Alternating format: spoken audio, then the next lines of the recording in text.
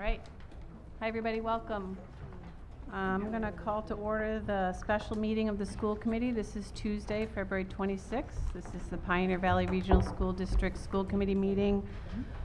This meeting is an opportunity for the full school committee to hear from the budget subcommittee, the superintendent, and our finance director about the budget. We're going to start our evening with citizens' comments. So if anyone has citizens' comments that they'd like to address to the committee, now's the time. We ask people to not go beyond 3 minutes. Hey everybody, again, for those of you who were here for the Buildings and Grounds Committee, and those who are not, I'm going to be sharing some remarks about the decision to be made tonight about the leasing of solar panels. I just talked about Your name, please. Susan O'Connor. Thank you. I'm from the Northfield Energy Committee, and I want to say that I've been in touch also with the Warwick Buildings and Energy Committee, and want to just share that we're super interested in solar. We really would like to partner with you on this project. We just have some concern about the details of the pending lease agreement for the solar panels that are proposed. This is in close alignment with the mission of the Energy Committee and the work that's been done this year through a $500,000 grant from the Green Communities state grant. We have been doing work at PVRS, at NES, and at Warwick Community School. We're going to be able to reduce oil use by 13,000 gallons, kilowatt hours of electricity by over 100,000 kilowatt hours, and save the district about $79,000 annually. So you can see this is in close alignment with where we want to head with reducing fossil fuels. But we have some concerns about the current lease agreement, and I'm just going to highlight these. Number one, technologies are changing so fast that we're concerned that signing on to a 20-year lease agreement may cost us money in the end. We're aware, and I've heard about other schools that are only purchasing half of what they use in kilowatt hours, knowing that they may be able to reduce their use and or pursue other technologies in the immediately ensuing years. We're concerned about the amount of kilowatt hours that the lease is requiring us to purchase. It's at 962,000 kilowatt hours, which is already 100,000 kilowatt hours more than you're currently using, and does not take into account the 143,000 kilowatt hours we think we'll be saving in this year's weatherization efforts alone. And number three, we're concerned about the rate increase that's built into the lease agreement, 2.5% every year for 20 years, which puts PVRS in taking the full risk that the price of electricity will increase by that amount over 20 years. So we would suggest slowing down the process so that we could work with you and with other experts and experienced schools to take a careful look at the math involved in this. We see some other possible options. Number one, finding local investors rather than a California company who might be interested in entering a better lease agreement with an option for the school to purchase the panels after a period of time, perhaps 10 to 15 years. Put out an RFP to get a more competitive bid. We would be happy to help you create a list of potential bidders, including some local companies. See if the vendor that you're working with might be willing to negotiate some better terms. Explore grants that might be available through the state or others to work on solar panels, or to be an anchor participant in a larger community shared PV project. So those are 5 other options, and we would just like to see us explore those options before making a decision and locking ourselves into a 20-year lease agreement that may not end up serving the school district or the community well. Thank you. Thank you, Susan. Other citizens' concerns? Yep. Hello, I'm Julia Blythe from the Northfield Select Board. The Select Board would also just like to weigh in a little on this. We voted last night to support the Northfield Energy Committee's recommendation, particularly looking at a competitive bid process would make us a lot more comfortable. And just as a side note, if you do go ahead with this, we ask that you make sure that excess production be allocated to other buildings in the district, because that is one of the major concerns with getting tied into something with more kilowatt hours than you currently use. Thank you. Thank you.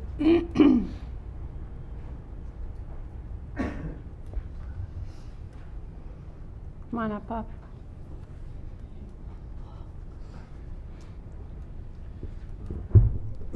First of all, I want to thank you, in case I get out of control, for being volunteers. The other night, we left the meeting because you guys are going into executive session to discuss contract with our superintendent. I like Mr. Schedule. I don't think that any of you, in my opinion, care what the towns think. This man may walk on water, but you should have given him maybe a 1-year or 2-year deal. 5 years is crazy. That's what the towns think. I know you're only volunteers, but you've committed like $700,000, maybe more with insurance benefits, to one person. And several of us believe that administrations of different schools should join forces, not just have our own. So I don't think you care one iota what we think or the Heart Committee thinks or anyone else that's working almost as hard as you guys are to make this a viable school district. Thank you.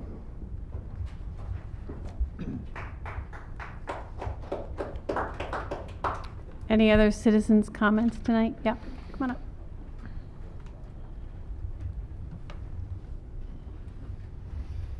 Hi, Hi. everybody. I'm Janice Starmer.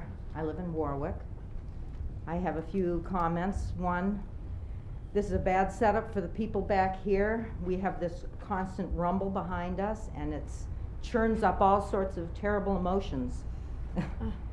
Number two, people in these energy committees have been working so hard. They know so much more than any of us sitting at this table. Not to listen to them, I think, would be a big mistake. Having another company own the panels is also a liability, financially and otherwise. I think you should really listen to them. They know. And you could put panels as in the parking lot that cars can pull up to and have plug-in stations. Things are moving fast. I mean, you may feel like nothing happens around here, but really technology is moving quickly. And it's going to move quickly in the next 10 years, or else we're all going to be up the creek. I totally agree with this gentleman who just spoke. I can't believe you'd commit to 5 years. I can understand maybe he needs a raise, but committing to 5 years when the district is in a position that it's in right now, we don't know what direction we're headed in. And I agree with him. Everybody I talk to is floored. Their heads are exploding. That's how the towns feel, at least Warwick. Thank you very much.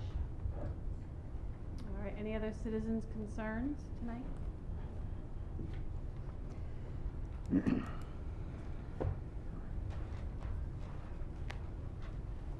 Okay.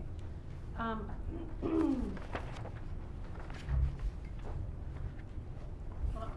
I just want to address that the committee has received a lot of concerns about the budget from a variety of people, and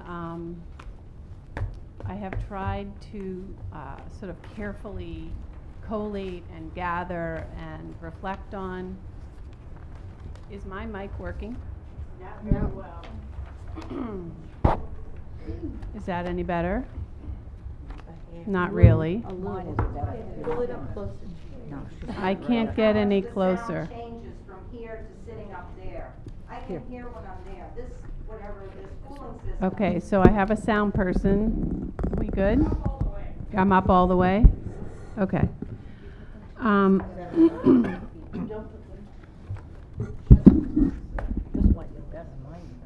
Yours is better? Well, you're not supposed to have to eat this one. Is this any better? Yes. That is better, okay. So I'm going to try to just summarize some of what I have heard from people. And if people have other things to add, I would like you to add it as a committee.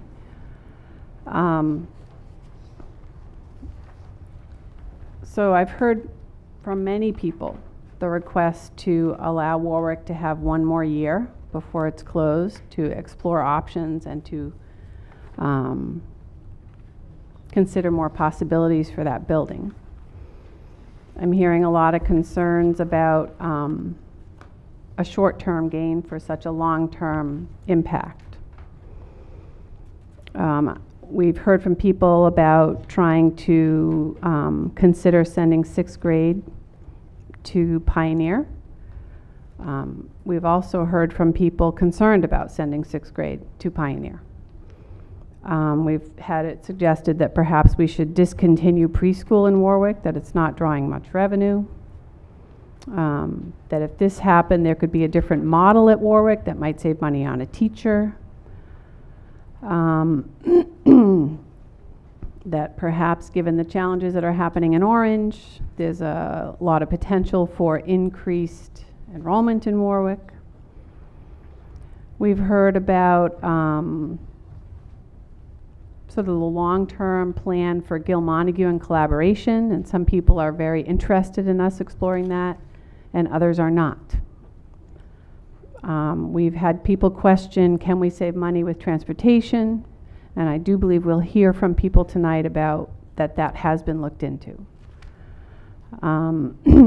There is a long-term idea to consolidate all of the elementary schools in a K-8 central district here.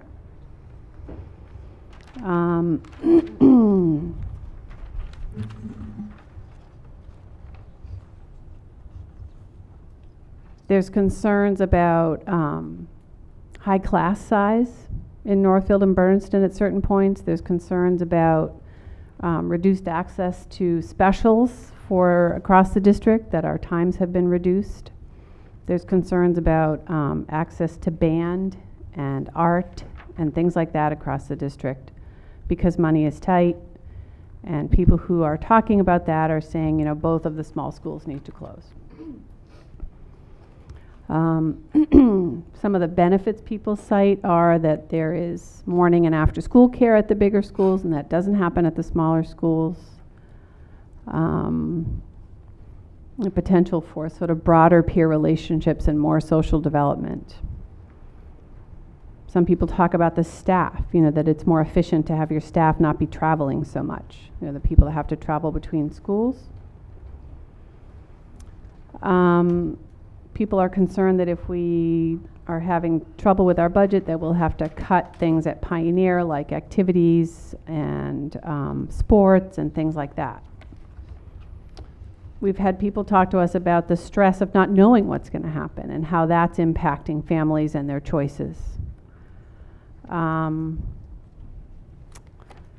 We've had people say to us, well, you know, Warwick is a very special place. It's not the same as Northfield. We've had people talk about level 1 schools versus other level schools. We've heard people talk about the sense of community that they feel with their school and the sense of rupture of that they are concerned about. We've had people talk to us about being at the gathering at Mahar, where an ideal school was described, and people said, well, that's Warwick. How could you close Warwick?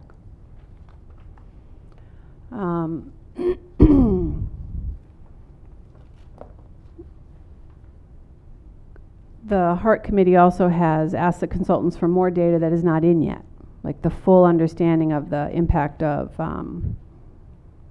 choice in and out in our school. We've just begun that part of that project. And also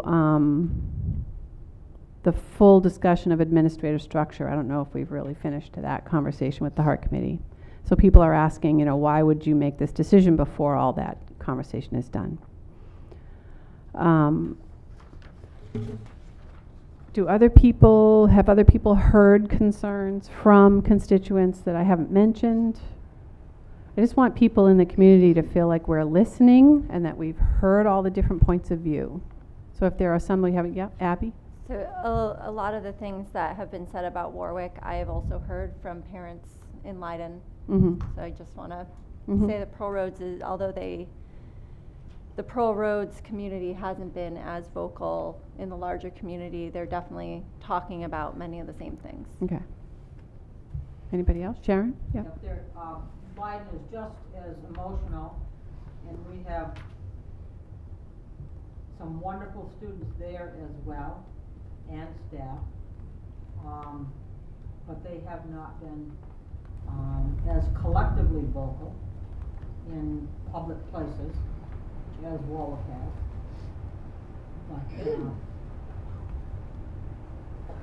But, Okay. tough times. So I did get, Colleges sorry. closing too, that are making terribly hard decisions. Hospitals are changing their whole structure because their numbers are down. There's a complete difference in how they care for people. So education is not the only changing commodity here in the country. It's a sad thing that it happens, but it is happening. We're not the only ones. Jess? So I've been hearing from quite a few people about the rising costs of administration and concern in this budget over the technology and athletics costs, and some questions about what our needs are for guidance counselors at the middle school and high school levels. Okay. I did also get a letter today from the Finance Committee in Warwick. It just came today, guys, so I haven't fully processed this. But they're talking about really trying to understand enrollment loss, again, administrative cost concerns, wanting to understand more deeply school choice in and out, and read the letter? You want me to read the whole thing? Yeah. It's basically one. I mean, those are the high points.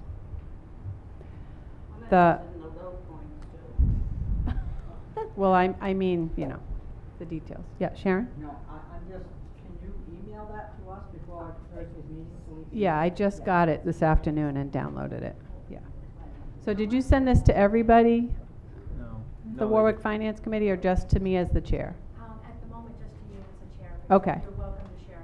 Okay, yeah, yeah. I mean, I basically just saw it right before I came. I get Okay. I got it. You got it too, Mike? Yes. Okay. All right. Oh, yeah, it says superintendent schedule, Ms. O'Reilly McCray, Ms. Gaylord, Mr. Townsley, members of the school committee. But it just came today, after work. Okay, so is there anybody out there that's feeling like we haven't stated the concern that they've brought to us, or that you're not confident we've heard you? All right.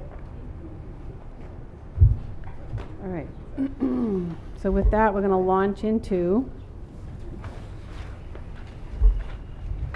item number 3, the FY20 proposed operating budget.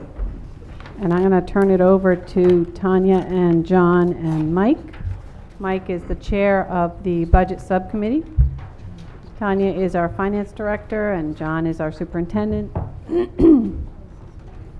And the members of the budget subcommittee that are here are also Sharon, right? And Jim and Pat. Can I make a statement before they start? Yeah.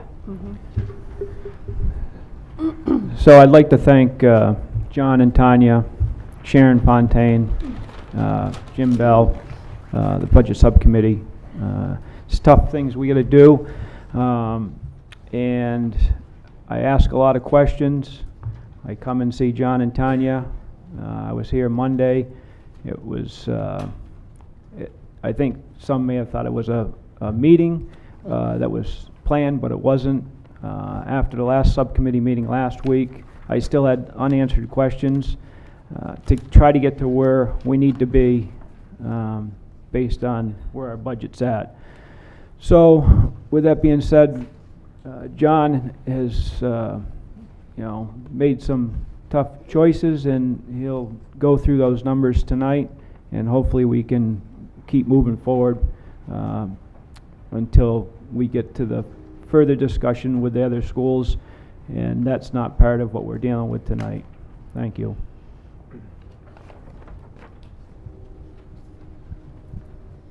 So,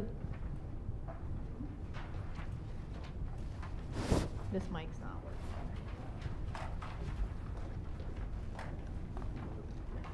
Your mic's not working? No. Her mic's not working? It's on?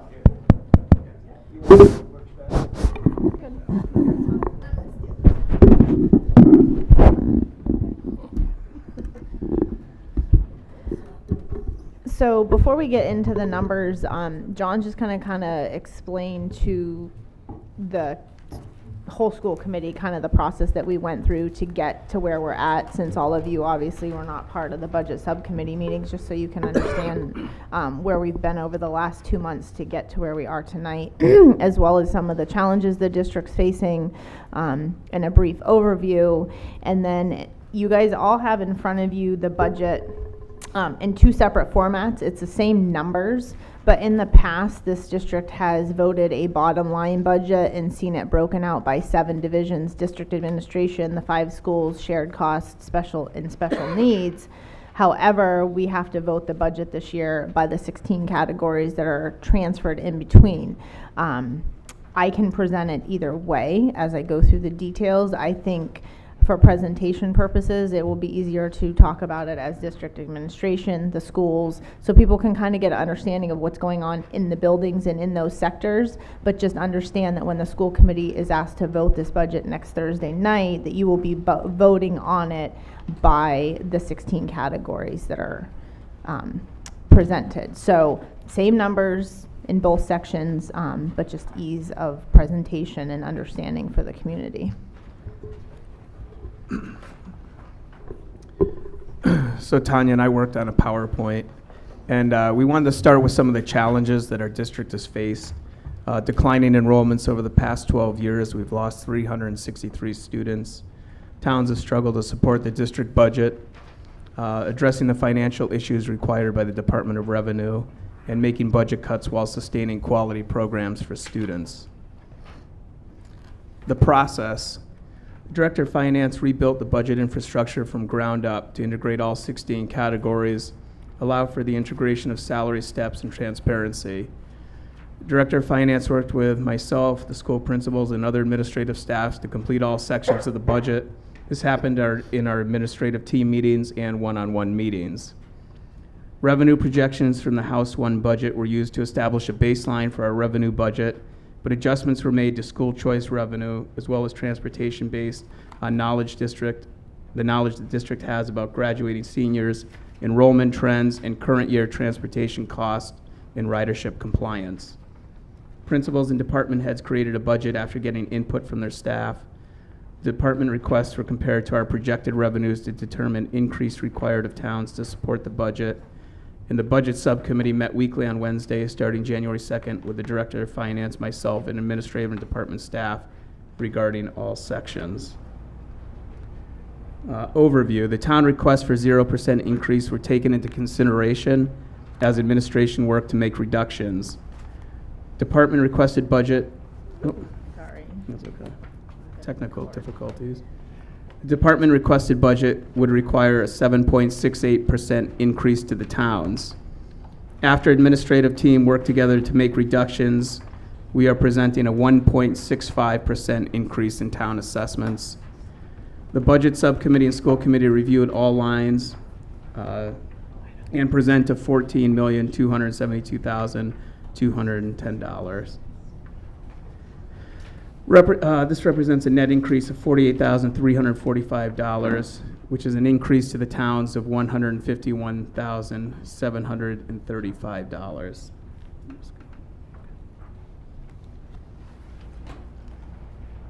Well,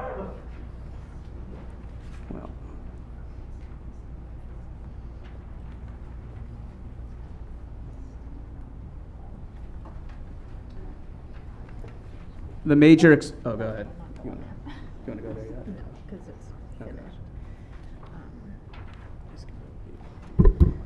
So this PowerPoint that we're putting together will actually be part of the public forum, but it's just a good way to kind of summarize from John and I's perspective, so the school committee understands what's going on. I do have some that still need to be updated in here, but from a narrative standpoint, that's where the process is and where we are with this budget. I'm hoping I will get some power so that I have access to just some of my personal notes on this budget. But I will start going through this on a school-by-school basis. We will start with the revenue budget. So if you look which at the packet are we in? So the smaller packet, that's page 1 of 10, and also looking at the DLS handout. I don't know if anybody still needs that. It is our cherry sheet. I think they're on the bottom. So I have 3 of those. Are they all the same? The DLS is only, there's only one There's of only them. one, Yeah. okay. Here too. Yeah. Yeah, I have one right here. You don't have enough, do you have any extras? Oh, here's some more. Sharon?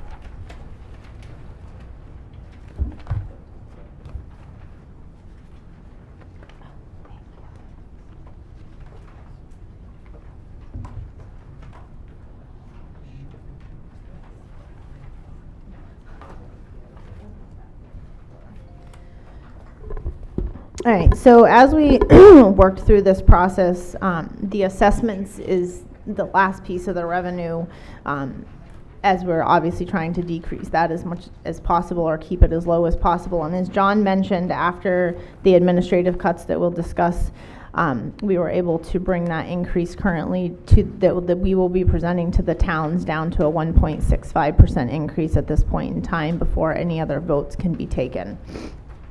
Our assessment currently that is being recommended to the towns is $9,357,510. That is an overall increase from last year of $151,736. Tanya, where are you? I'm on page 1 of 10. I don't see the numbers you're talking about. It is under the, I'm looking at the FY20 Okay, admin you're going across recommended on the column. assessment line? Yes. Okay, thanks. Yep. So the FY20 admin recommended column. The Chapter 70 cherry sheet, if you're looking at your DLS sheet here, this is from the state. This is our House 1 revenue budget. It's $4,163,701. You'll notice that the transportation number on here is less than what the state is telling us. The state does their transportation estimate based on our prior year expenditures, but because we cut buses, we are using the percentage for reimbursement against the contracted amounts we're paying, as well as we have students that do ride the bus that are under 1.5 miles, and those are non-reimbursable, so that is also taken into consideration into this calculation. So you've jumped from assessments down to transportation? I just went to Chapter 70, which Chapter is the 4 70. million. So I'm just going down the line. Okay, but then you started talking about transportation. So Right, because the transportation reimbursement is the next piece of cherry sheet revenue. So this So is you're all skipping revenue. charter tuition? That's Okay, well, they're next. in different orders on different sheets. So which one are we following? I'm This on one? the spreadsheet. Okay, This alright. is the cherry sheet. This is Right, our so budget. just so you know, when you start going quickly back and forth between these documents, it's Yeah. hard. It's Well, all I'm very not comfortable to necessarily you. speaking about this particular document. This is just backup so that people can understand that Okay. this is our governor's first go at our revenue, and this is what all school committees base their revenue budgets off of. but I'm communicating that some of the revenues on here, we could just take them for what they are, but we have done our due diligence and we have taken into consideration the numbers that we know we have and decreases, because we don't want to get into a situation where we're counting on revenues that we're not going to get. Okay? So that's why it says 469 instead of 552. Exactly. So instead of the Okay. 552, we are Mhm. only budgeting 469, 457. Okay. The Thank next you. line down is our charter school reimbursement of 41,243. That is directly from the FY 2020 governor's budget proposed revenue budget proposal, which is line 2 if you're looking at the DLS sheet. Our Medicaid reimbursement, we kept that level at a $67,000 reimbursement based on our enrollments and our Medicaid reimbursements that we've had, so we left that. That tends to go up a little bit each year just because that goes up with inflation as well, but we're being conservative. The next line down is our tuition. That is our Vernon students, and that accounts for the students that we currently have, as well as a student that will be graduating, so we can't count them in our revenue. And we also currently are being reimbursed for an aid that will no longer be needed next year, so that's why there is a decrease in that particular line. Our earnings from investment is simply interest on our revenue or our bank accounts, and we're being conservative with that, as obviously we're not going to have excessive cash flow, so we have decreased that to $1,500. Yes.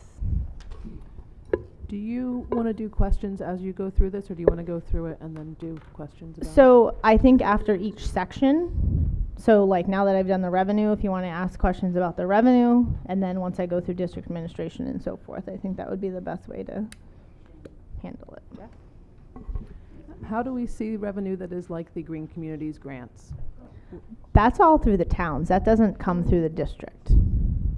So the towns own the buildings, so the towns go out for the Green Communities grants, they do the bids, they do the contracts, and the work gets done at the school. The school has absolutely nothing to do with the Green Communities grant.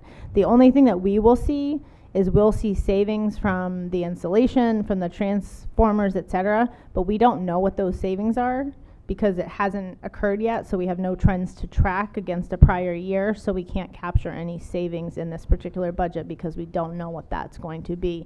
The woman from Northfield gave us an estimate of 143 kilowatts, which would be an estimated $22,000 at our current kilowatt rate, but until we actually see those savings, we can't capture those in the budget, and I wouldn't feel comfortable doing so.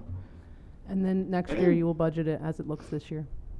So next year for FY21, we would have about 6 months of difference to compare, and then we could look at those trends. But Eversource will also give us a projection based on usage, and that would take into account the decreased kilowatt usage that we're seeing. So most of that will come in our projections from Eversource.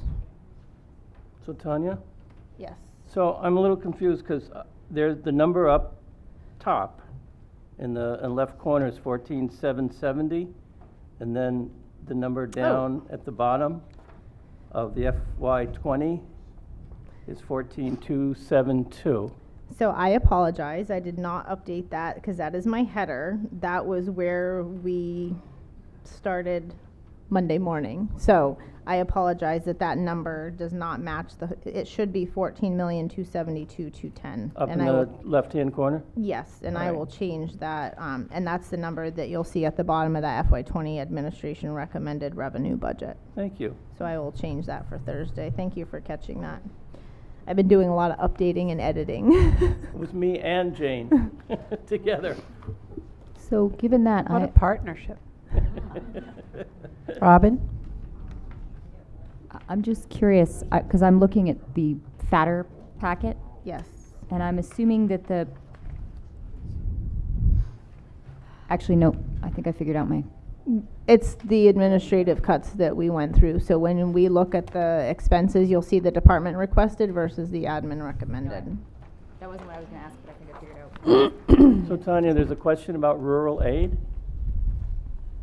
we are not expecting to have rural aid next year. Rural aid was a one-time revenue. If it comes through the governor's budget the second time around, then that would be additional revenue, but it's not being proposed at this time. Thank you.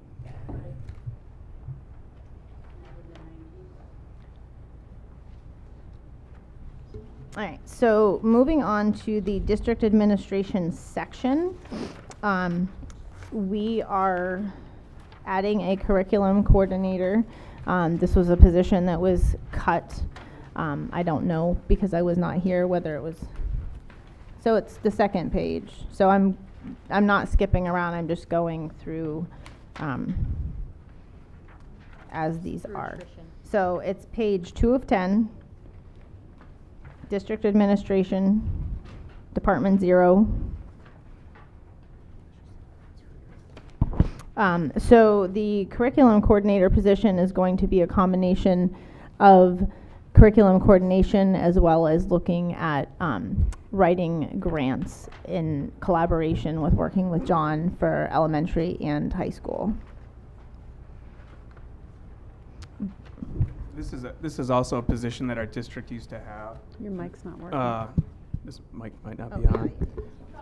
Keep talking, she's turning it up. So this is a position that the district used to have, and there are a lot of competitive grants available, so this would be very beneficial to have in our district. I thought that was a position that the school committee would vote on.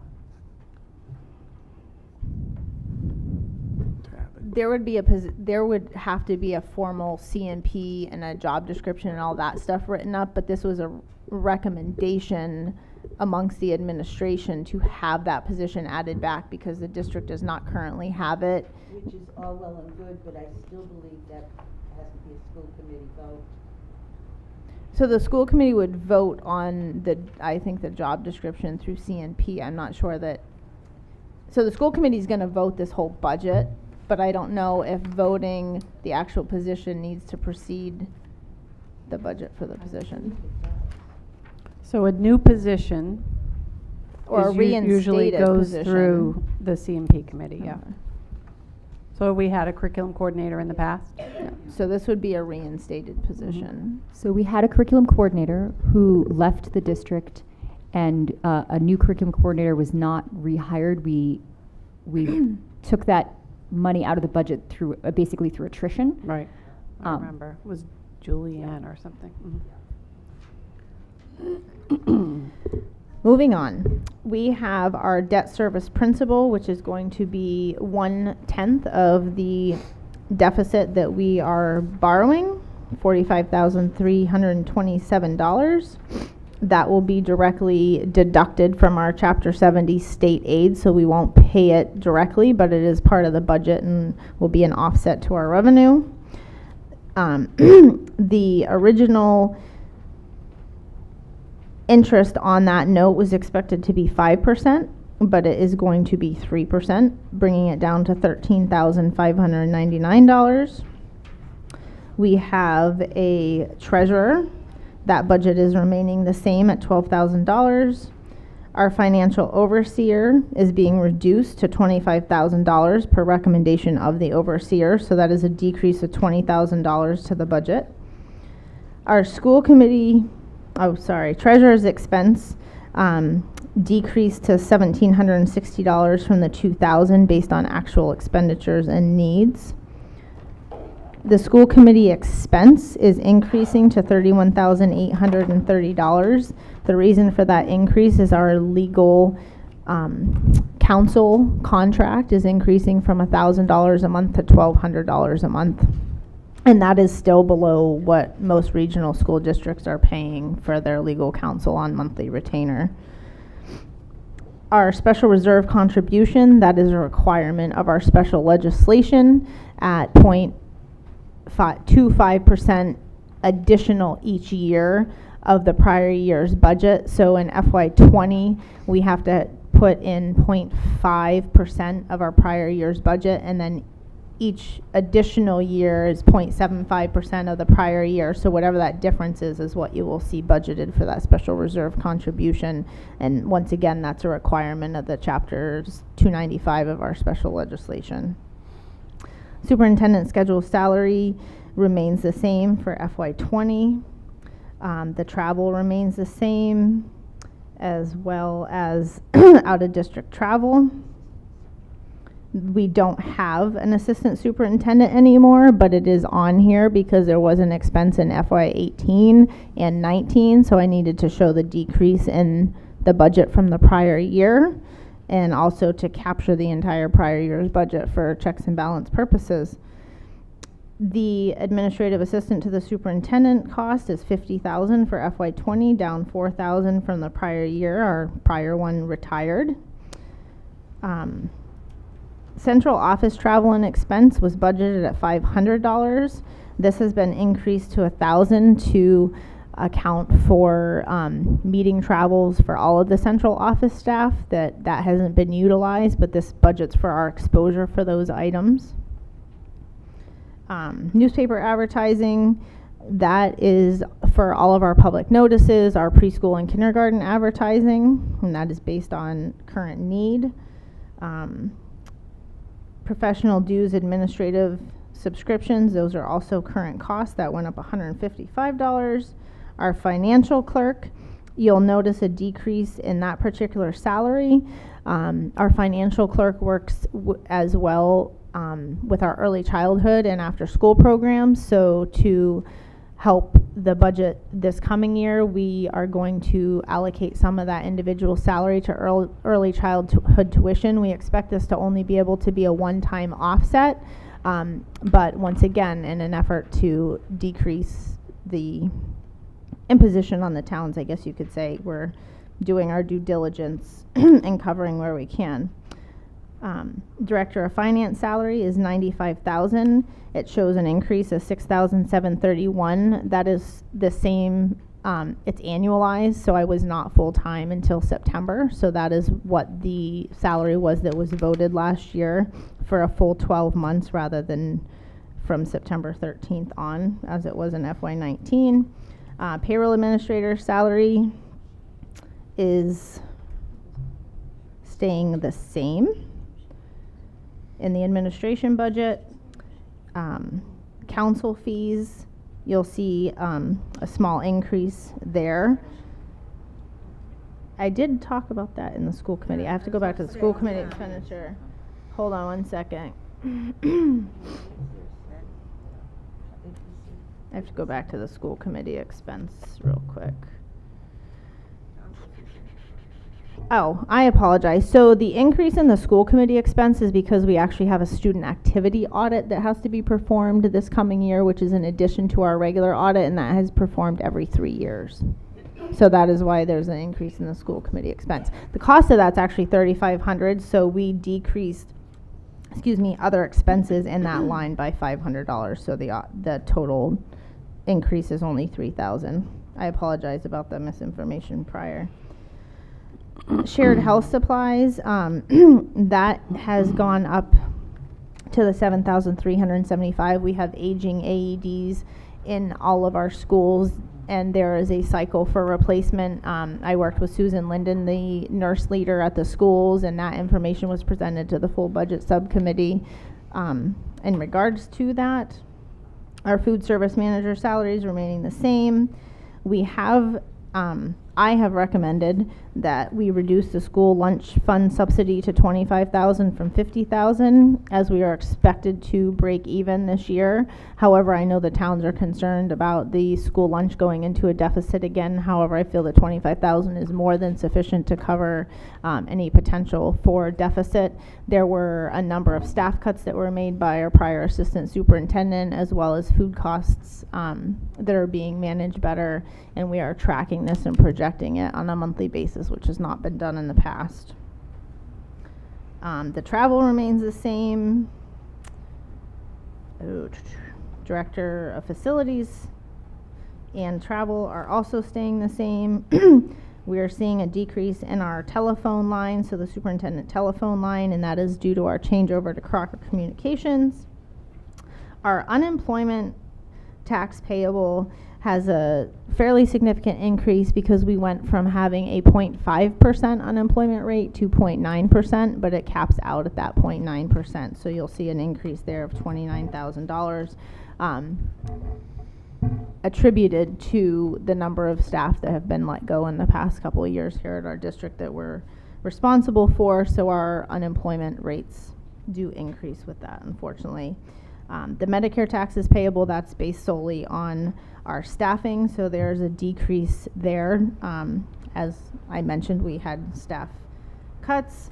Our insurance for active employees and retirees, you'll notice there are some decreases as well as increases. We are not seeing an increase in our actual rates for insurance this year. However, the offset to our health insurance is our school choice revenue, which is decreasing to a little over $630,000 from $879,000. So even though we're not seeing a increase in our actual premiums that we will be paying, we are seeing an increase overall in our insurance benefits because the offset that we're going to have for that is decreasing. Employee separation costs are going down. We have less people retiring that we're going to be responsible for paying. Workers' comp is also down. We got a rebate in this particular year for prior year, and I've been working with the insurance company to monitor that so that we can make sure that we capture those savings and don't necessarily have to wait for the audit for that. So we're tracking those as well. Liability insurance, there's no increase. Small increase, I apologize. And we split out a couple of the items that were previously lumped into health and life insurance. So you'll see a separate line for our 403B expenses as well as our annuities, which were previously lumped into health and life insurance. So those are just actual costs. Office supplies, postage. We have a decrease in our rental and lease of equipment because we had a piece of machinery that was in the central office is now being shared with guidance, so that cost will be moved. You'll see moved over to the Pioneer line. And our tuition for charter and choice, I apologize, is $832,764. This actually was a concern and comment that came over from Diane Noble. Unfortunately, if you look back at your DLS sheet, you will see at the bottom that that is an allocation, an assessment from the state that we are legally obligated to budget for. If our school choice numbers decrease, we would see an adjustment in the current fiscal year that happens for, but until that happens, we're legally obligated to budget for that assessment. So I hope that answers your question on the school choice and charter out piece.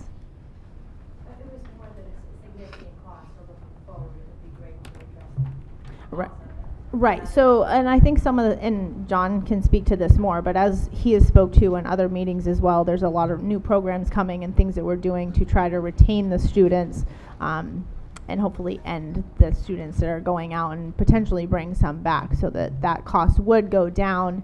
But just like the savings on the energy, we can't capture those savings until we're actually seeing those happen, to be conservative. The charter expenses, is that based on the number of students that are currently at the charter school? Yes. So that doesn't take into account the next year? So the numbers that are in the governor's budget are based on the current numbers. I did my own estimate, was actually only $803,000, but like I just mentioned, because obviously there's seniors graduating and there's a potential, there's seniors graduating, but there's also potential for more kids to leave as we have seen our choice numbers increase. But I have to budget what the governor's budget is. It's the same number. So there's two, but I'm talking both choice and charter. And combined, when I did the calculation before this budget came out, I was at $803,000 with 6 graduating seniors and the potential for roughly 3 more kids to choice out. We looked at some history of how many more additional we're choicing or chartering out each year.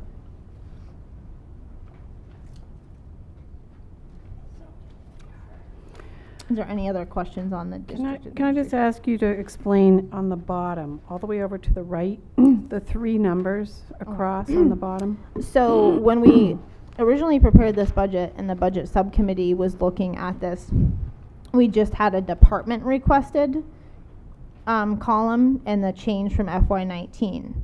We now have administration recommended column and an administration change. So the change for the budget that the administration is recommending currently to this school committee versus what the department requested is reflected and reconciled essentially in that third column, the administration change versus the department.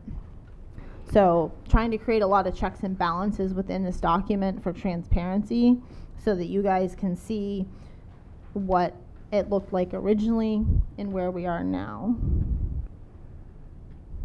Does that make Okay, sense? so the department one is what originally came from the faculty and the administrators. So there was a reduction of 241 originally.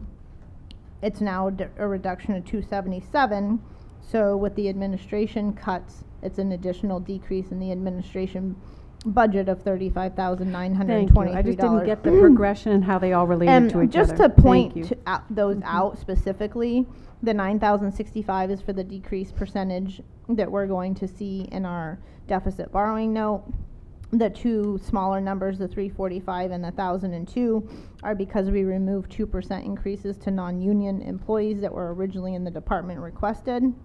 The 25,000 is the school lunch subsidy, and the 511 would have been another 2% non-union increase that was originally in the department requested budget. Thank you.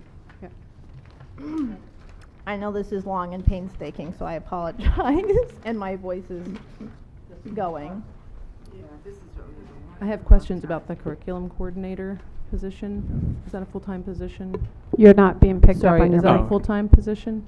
Yeah, the curriculum coordinator / grants writer position would be a full-time position. Slash grant writer position. Is that the insurance pieces of that budgeted in with all of our other numbers? We have additional plans budgeted for exposure in the budget as we did last year. So we had 10 plans in the budget, in the FY19 budget, and we've budgeted for an additional 6 plans in the FY20 budget. And how did you determine that the pay rate of the curriculum coordinator? We based it on the last one, which was actually on a teacher's pay scale. And so we just kind of looked at that and said 65,000 would hopefully cover it. If we were looking for somebody potentially from, outside of the school district, this may be an internal candidate, we don't know. But that position usually pays about 85,000. So we kind of based it on what was here before and that person was paid on a teacher's pay scale. And hopefully we can find somebody that could do it at that price.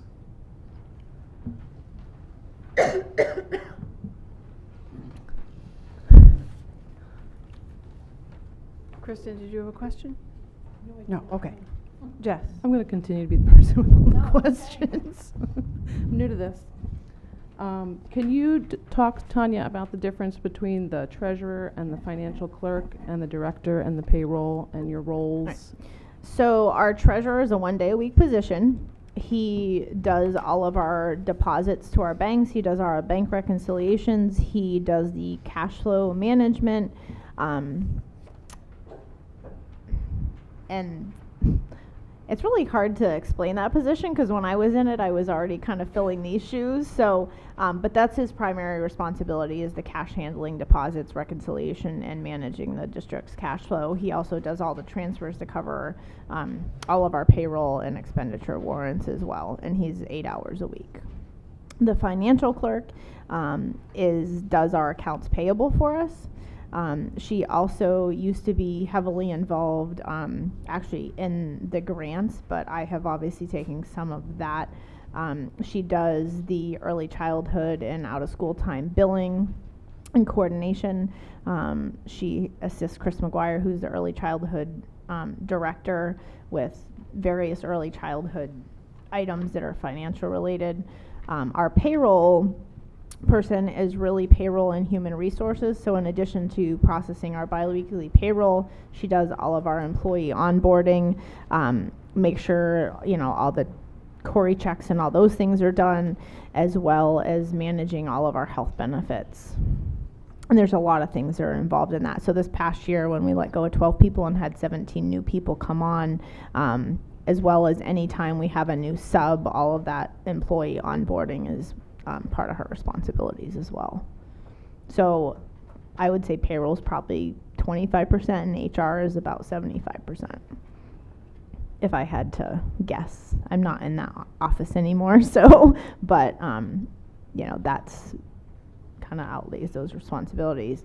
And I just do it all. No, I'm just kidding. So my responsibilities, obviously, budget, financial reporting, monitoring the expenditures. I approve every PO that comes through the district. I am the grants manager, so I submit for all our grants monies on a monthly basis.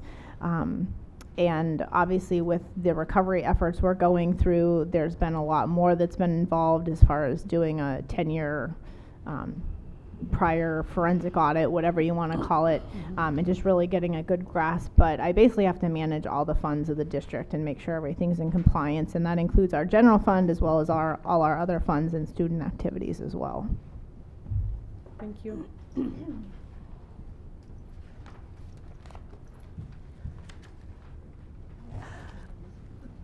Go ahead, Jess. So I got one more.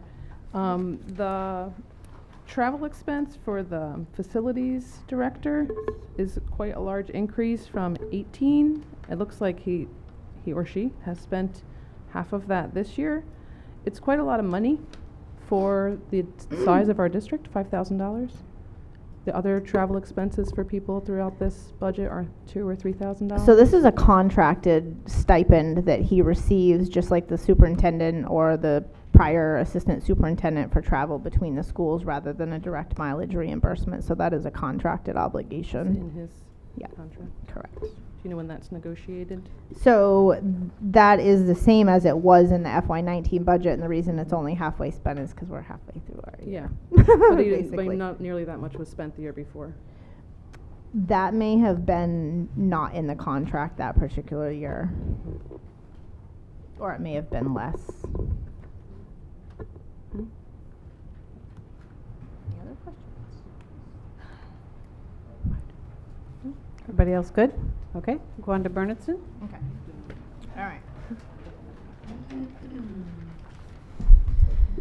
All right, so I'm going to try to go through these as fast as possible. So if there aren't any changes, I will just briefly go through them.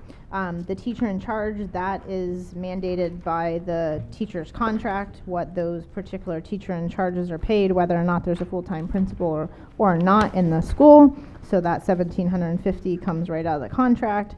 The principal salary, we have 0 increase in that particular line right now. All of our elementary principals are up for new contracts going into this next year, but those have not been looked at or even started at this point in time, to the best of my knowledge.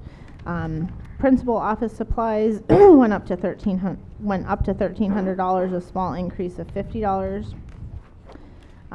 The next 2 lines did not increase: the principal's travel or the principal's dues and subscriptions. The principal's dues and subscriptions are contractual obligations that they are allowed. Administrative assistant, that increase is strictly contractual obligations. Same as your teacher's salaries. Under the special needs teacher salaries at Bernardston, I'm going to pull this up because I try to remember all this off the top of my head, but I have lots of notes, so I'm going to refer to those. I believe the reason for this is we moved a teacher into the special ed budget because that's where it belonged. So I'm going to go with that for now while my stuff is opening. The substitute lines, there is a decrease in here, but you will notice later when we get to shared that we have decreased the elementary's individual sublines, but we have offset that with a long-term subline district-wide, because that tends to be where the sublines are overran. And that was a conversation that was had with the administration in one of our administration meetings. Classroom instructional assistants, there is a decrease of $40,000 in this line. We anticipate a 2 full-time equivalent decrease in this particular school with our aides. That was part of the administrative cuts that was recommended. We worked with our special ed coordinator, Chris. We're going to have them in each school, so I'll let John, we can talk more about the administrative cuts kind of when we're done to summarize those, because there is a sheet that does summarize all of them. Same as the special needs instructional assistant, we have reduced that by 3 particular instructional assistants. And give me just 1 second. Open that up real quick. Or not. The next few lines did not increase other than for contractual obligations. Textbooks was restored to $1,500 that had been previously cut. Same with library supplies, that was increased back to $750, which it had been in the past. Student supplies and math supplies remain the same.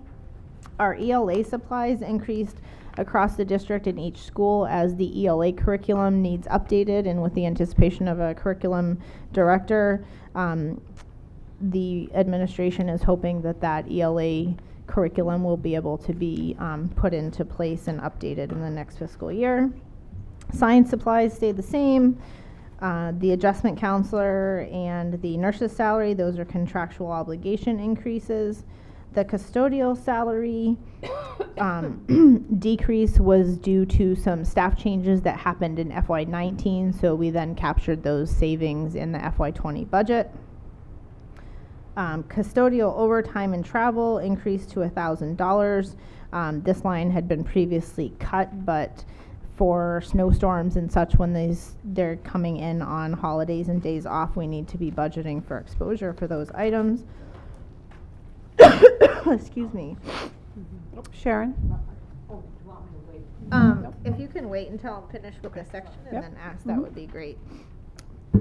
Like I said, I apologize, this is long and tedious, but we want to be transparent. So, the custodial supplies at BES were originally requested at $9,000, but they have had some excess stock at the school, so we decreased that to $7,000 for a decrease of $2,000. The fuel, we were able across the district to capture a $1.93 per gallon for our oil at our schools, which is a significant decrease from the $2.67 that was locked in for FY19. We locked in about a week and a half in, I believe it was January 16th, so we were able to capture some significant savings with our fuel line this year.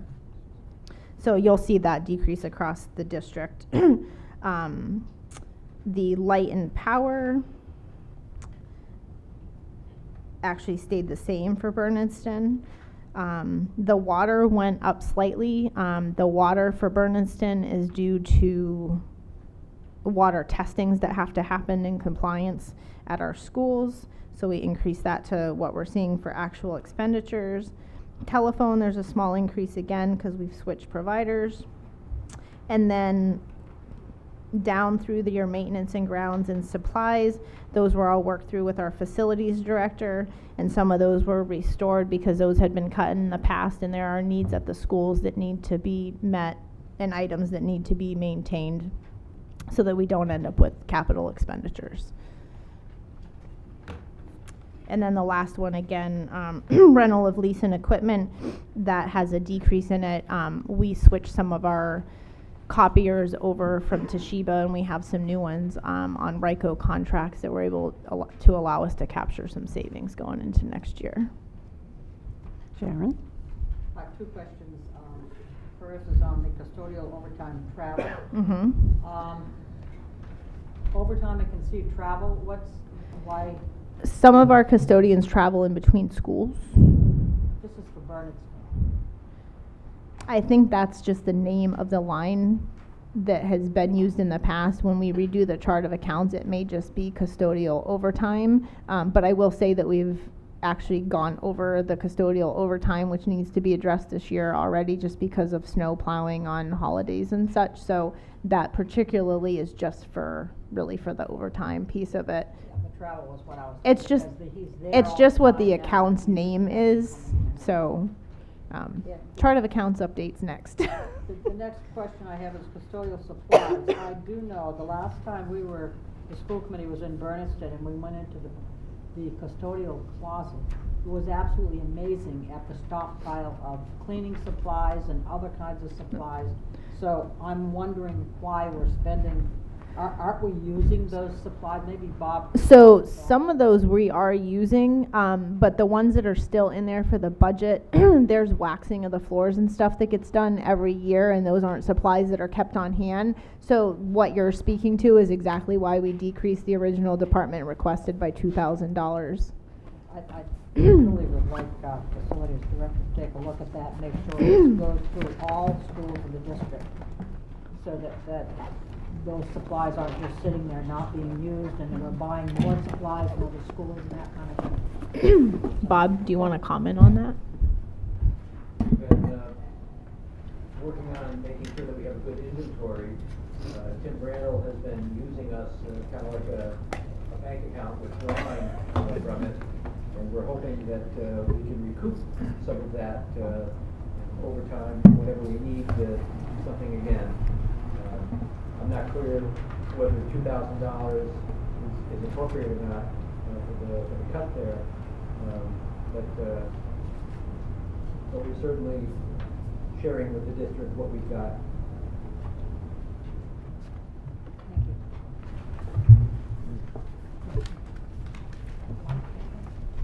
Didn't you have a question?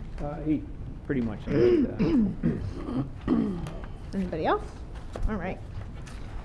Alrighty, so we're moving on to Leiden. Feels like it's backwards, but that's all right. First three lines, there is no change in the principal salary, travel, or the teacher in charge line. The admin assistant is simply contractual. Bob has decreased his principal's supplies by $50 here. Your teacher salaries increase is once again contractual obligations. Special needs teacher salaries, same thing. The substitute line, again, we've decreased in the individual elementary schools to fund a district-wide long-term subline. Classroom instructional assistants is contractual obligations. And the special needs instructional assistant line in Leiden had a small decrease originally, just because we had some staffing changes this particular year, and then administratively, one of the cuts we did was a 0.5 FTE from that particular line. Library instructional assistant, once again, contractual obligations. Textbooks and library supplies is restoring those because they were cut out completely from last year's budget or partially cut out. We did away with the education equipment budget line. That was per recommendation of the principal, that wasn't needed. Student supplies remained the same. Decrease to math supplies, as well as ELA supplies in that particular school. I believe there was a larger purchase, maybe Bob can speak to that was maybe needed or budgeted for in FY19 in anticipation of updating the ELA curriculum, but that hadn't, maybe has or hasn't taken place. Science decreased $200, not a big change there. The next two lines, contractual obligation increases. The physician salaries, those are stipended and are remaining the same. Custodial salaries, contractual obligation increases. The supplies remain the same. And the fuel had just a small increase. at Leiden, and that was just based on the amount of gallons that were actually being used at the school. Anything facilities related, I met directly with the facilities director on calculating usages and so forth. Power remained the same at that school. Again, the water is for water testing, so we budgeted to what we're seeing in trends for actual costs on water testings and compliances and anything that needs to be done when those water tests happen. Telephone decrease, again, change in contractor there. And then Tim did have some small decreases in the maintenance of buildings and equipment in this particular school. And again, savings in the rental and lease of equipment by updating our agreements and changing vendors on some of our copiers. And the only administration change from the department recommended here was the 0.5 FTE in the instructional assistant line. Any questions? No? Okay, good. Let's go on All right. to Northfield. I keep going backwards. All right, so this one's going to be fairly easy. The co-curricular, it looks like there's an increase, but this particular line item is for a co-curricular stipend for the STEM Raise program that happens at Northfield, and this has been in the past in the Pioneers co-curricular budget. So you'll see some increases and decreases amongst different line items, and a lot of those are just getting things where they belong, getting them in their home. So that's why it looks like an increase, but it really was not an increase. It was just being put where it belonged in that particular school. Principal salary, again, 0 increase. Those still contracts will need to be looked at. Principals travel, we reinstated that. They are under contract to be reimbursed for travel if necessary, and that was foregone by some of our principals last year, but we felt it was important to reinstate that because we are obligated to reimburse them if they put in for reimbursement. So we do have exposure for that.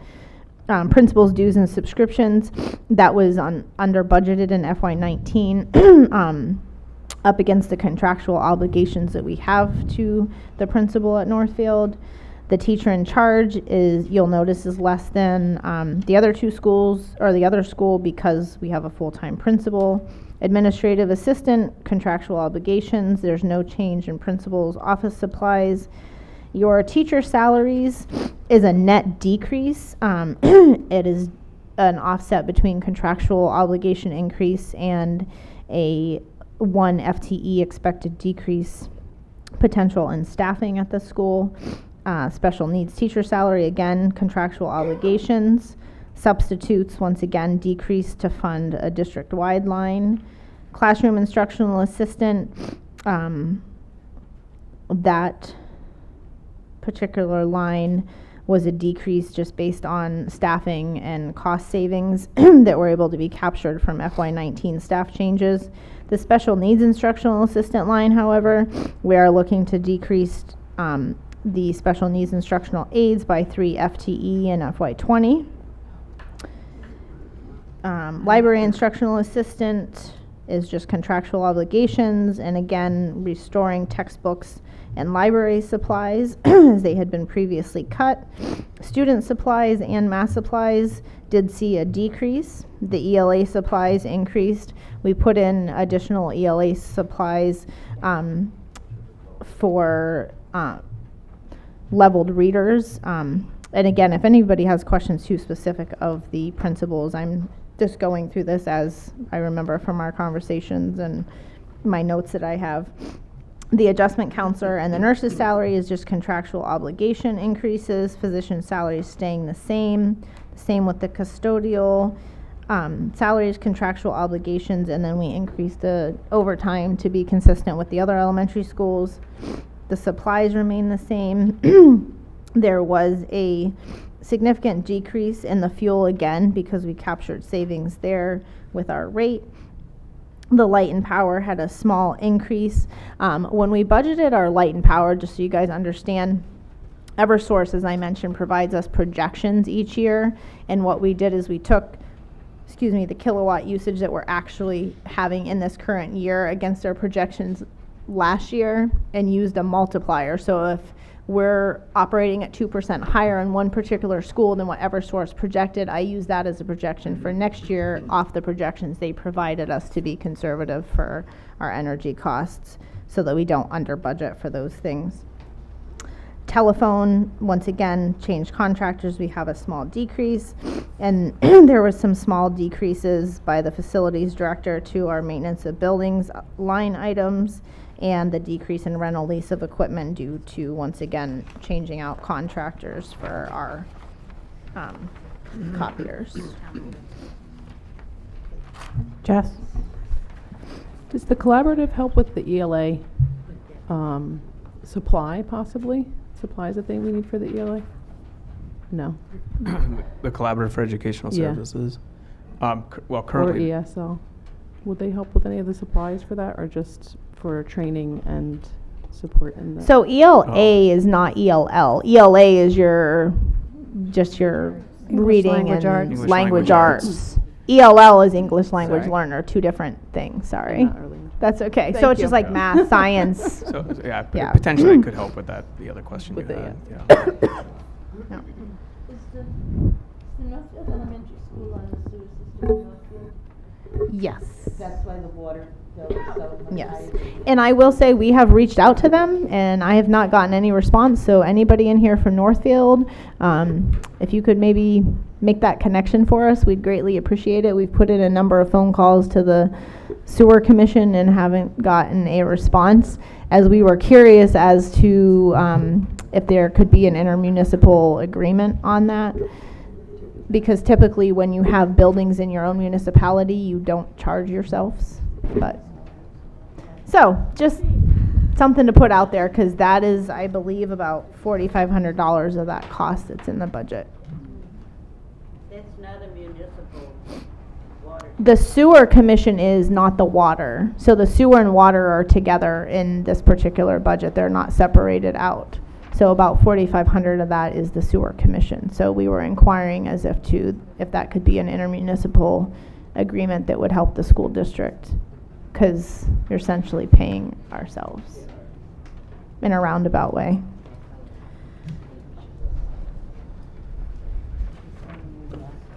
We're asking The town owns the building and then. town.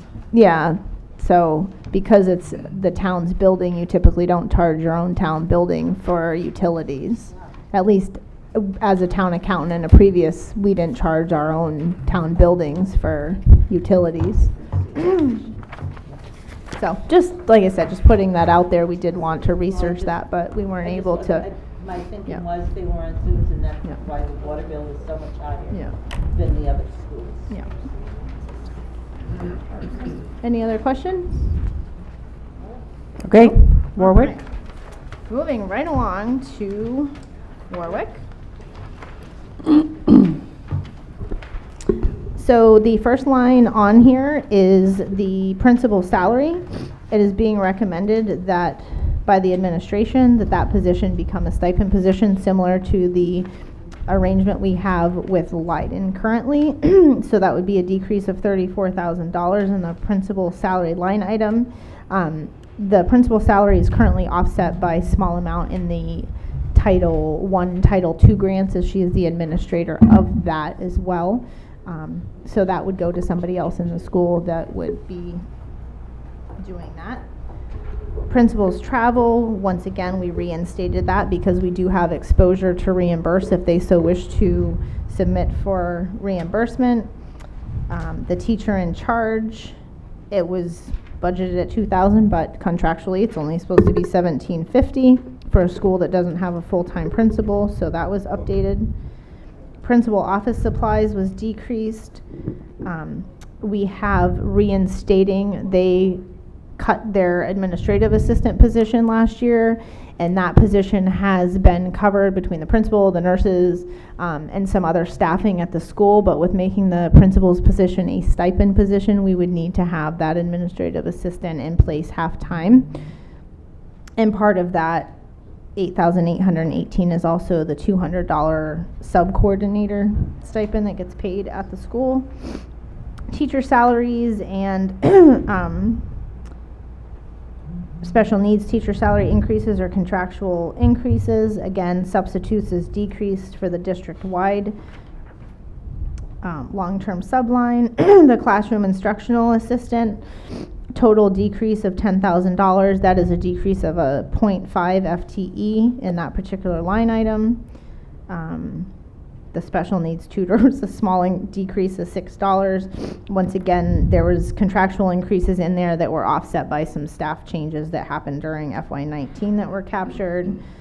The special needs instructional assistant line, we're expecting a one FTE decrease in that particular line item, specifically due to a child that is moving out of the district. Library instructional assistant, again, contractual increases. Textbooks reinstated, as well as library supplies remain the same. Educational equipment down the line through science supplies. Those were recommendations of the principal that she felt she was trying to live within her means and tighten the belt a little bit. So those were all upon her recommendation. So some small decreases there. Adjustment counselors, contractual obligations only.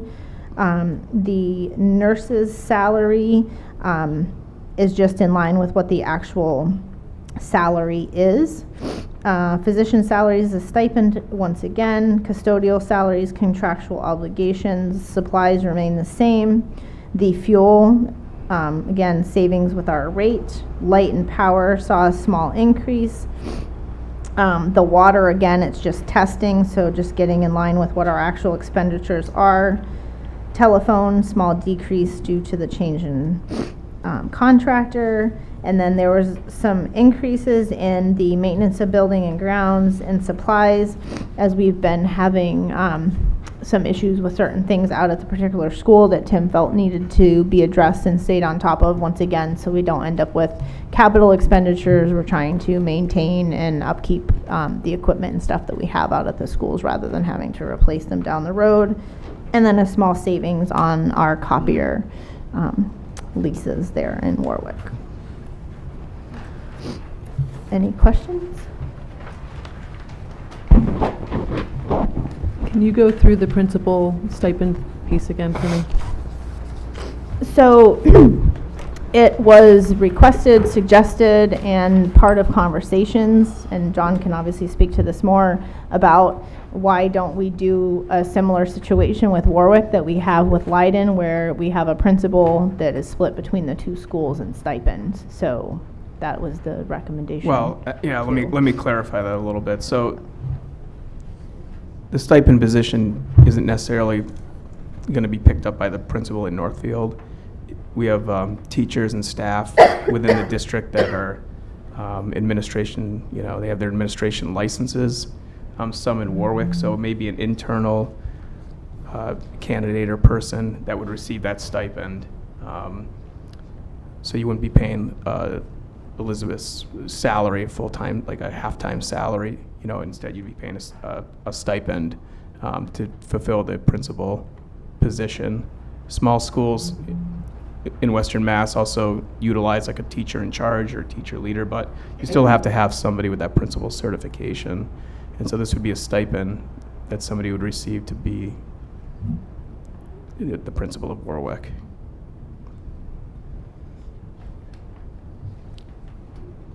And this was done in collaboration with Elizabeth.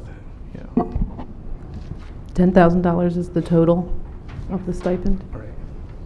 And that we budgeted as that is what we're currently paying in Leiden for the principal stipend.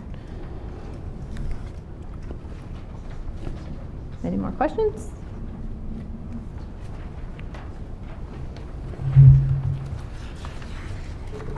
All right, moving right along to Pioneer. Our first line here is co-curricular. That was previously lumped into salaries, so we pulled that out and we'll make it its own line item. You'll see the question marks. That's because we need to assign it an account number with our new structure. So the co-curricular is the stipends that are contractually obligated for after-school clubs. So we actually, part of this process we went through was going through and looking at the ones that aren't being utilized currently and ones that the teachers recommended that we wouldn't need next year. So you'll see a small decrease of $4,400 on the administration's change. And that was actually confirmed by Jean as well, that those were not happening. And like I said, the other one was moved to Northfield accordingly for the STEM Raise program. The principal's salary shows a decrease. That is simply because an annuity that is part of the contract was budgeted in the salary and in benefits last year. So it's just bringing that in line with the current principal's salary. The assistant principal, as you know, we no longer have here at the school. She was here part of the year, so that's a 0 going into next year. Principal's travel was decreased, and that was to be in line with the other principals. The administrative assistant, there is a contractual obligation increase, obviously, but this particular assistant worked some extra hours last year at the beginning of this year over the summer to do some duties in lieu of the absence of the assistant principal. So there's technically a decrease in that line. The next administrative assistant principal's administrative assistant, even though we don't have an assistant principal, we still have 2 administrative assistants, so we can certainly rename that. And that's just a contractual obligation increase there. She decreased her principal office supplies, we eliminated obviously the assistant principal travel and added in travel for the dean of students. The Pioneer Valley dues and subscriptions, those once again are contractual obligations. The next line down, you will notice the dean of students salary. We are currently eliminating that position out of this budget. However, I didn't take out the travel to go along with that. So I should probably do that. I apologize. The lead teacher stipends, those are staying the same. Those 4 positions were created this year to assist with curriculum and other duties per the CMP descriptions of what a lead teacher would be. Teacher salaries and special need teachers, those are originally increased through contractual obligations. However, we're looking to decrease by 1 FTE at the high school for regular teacher and 0.5 for special needs teacher. So those are the decreases you see in the administration change from the department requested. The substitutes is decreased again to supplement a district-wide budget for long-term subs. Special needs tutors stayed the same. Special needs instructional assistant is just contractual obligations. The library instructional assistant has been eliminated as we actually have just a full-time librarian, which is now in the salaries line, the teacher salaries. Professional development. We talk about professional development as a whole, but professional development was kind of all over the place. So this was one of those things where we kind of found the right home across the district for district-wide, shared, and individual schools professional development. So that's why you see a decrease in that particular line, as well as some changes in the contractual obligations for course reimbursements. Textbooks, there was a decrease in that. She put out to the staff for requests, and there was only a couple small requests for textbooks, so that's why there's a decrease in the textbook line. Guidance textbooks, she decreased. She felt that the need for those particular pamphlets and such that are handed out for college materials hadn't been used in the past. The budget had not been used, so we decreased that to $200. Library supplies was increased slightly by $120. Education equipment was restored, and there were some needs there that the principal requested. Student supplies was decreased. English language supplies, once again, restored and increased to look at curriculum. Couple other supply lines, your band and vocal, and your STE, which is your makerspace, science and technology, yeah, the STE part of STEM. The FCHS is your family and consumer services courses, so those are supplies there, just a small increase to that. Art supplies stayed the same. Guidance counselors, guidance secretary, those are contractual increases. The guidance supplies, oops, go ahead. Oh, sorry. There is a decrease to the guidance counselor line of a 0.5 FTE being recommended by administration. The guidance secretary, sorry, I already went over that. The supplies and services has an increase of $1,600. That was a shift in where certain supplies were expensed. The nurse's salary, again, contractual obligation. The athletic transportation increased. It is a significant increase. I sat down with Gina, the athletic director. We reviewed the athletic transportation as well as our user and gate fees to determine what were the needs of the user and gate fees, as well as what would be available to supplement the athletic transportation on an annual basis. So that is how this particular number came to. Unfortunately, the user and gate fees were dipped into quite a bit last year because the athletic transportation was pretty hefty. But that is where that particular number came from as far as the athletic transportation budget went. We looked at the number of games and so forth, and pretty extensive process to get to that point. But both of us are comfortable with it. I don't know if she's here or not, but I worked with her quite closely on the athletics budget this year. The referees, those again are just contractual obligations. She communicated that those go up about $100 a year per referee. Coach, clinic, and league fees, those were decreased to be in line with the actual fees that we are required to pay. The athletic director, that was in the teacher salary line also, so we pulled that out and put that in its own line, specifically for when you guys vote by section. It's under athletics, so it wasn't so much for the school level, but it's a stipend that's paid to the athletics director, so we removed it from the salaries and put it in the athletics category. The same thing with the coaches. So I know there was a huge concern when you guys were looking at the categorical budget of why athletics increased so much. It was like this huge increase.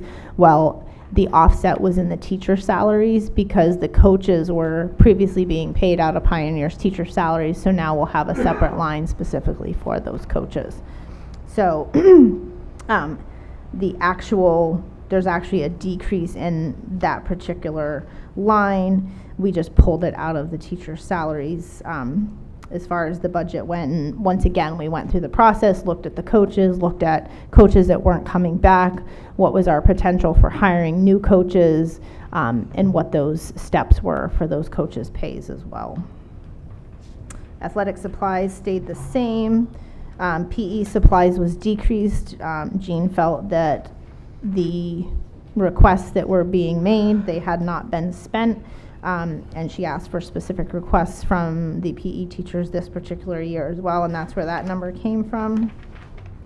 Other student activities, that increased by $1,200. The graduation supplies are in that particular line, and they were previously, I believe, in student supplies, and we moved them to other student activities as that was a better home for them.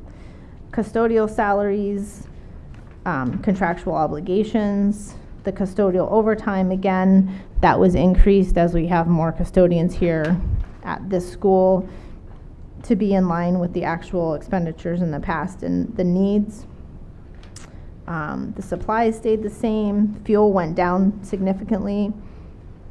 Light and power saw a small increase, well, about 10% actually.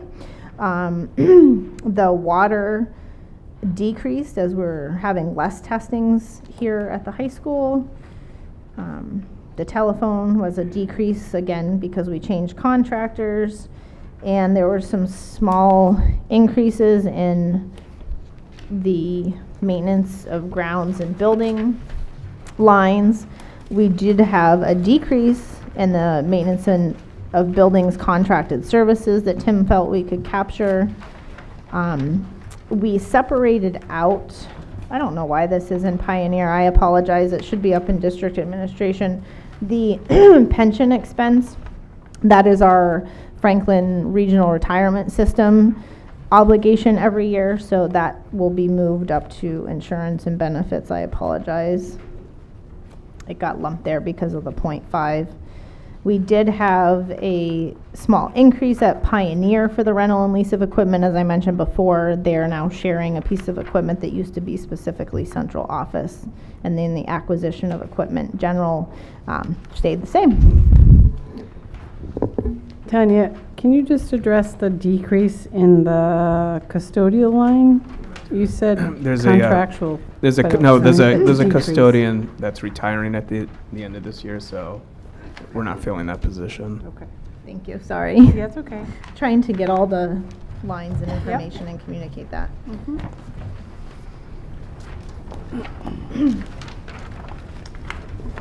Any other questions on Pioneer? Okay. I hope I answered some of the athletic questions that people had with that.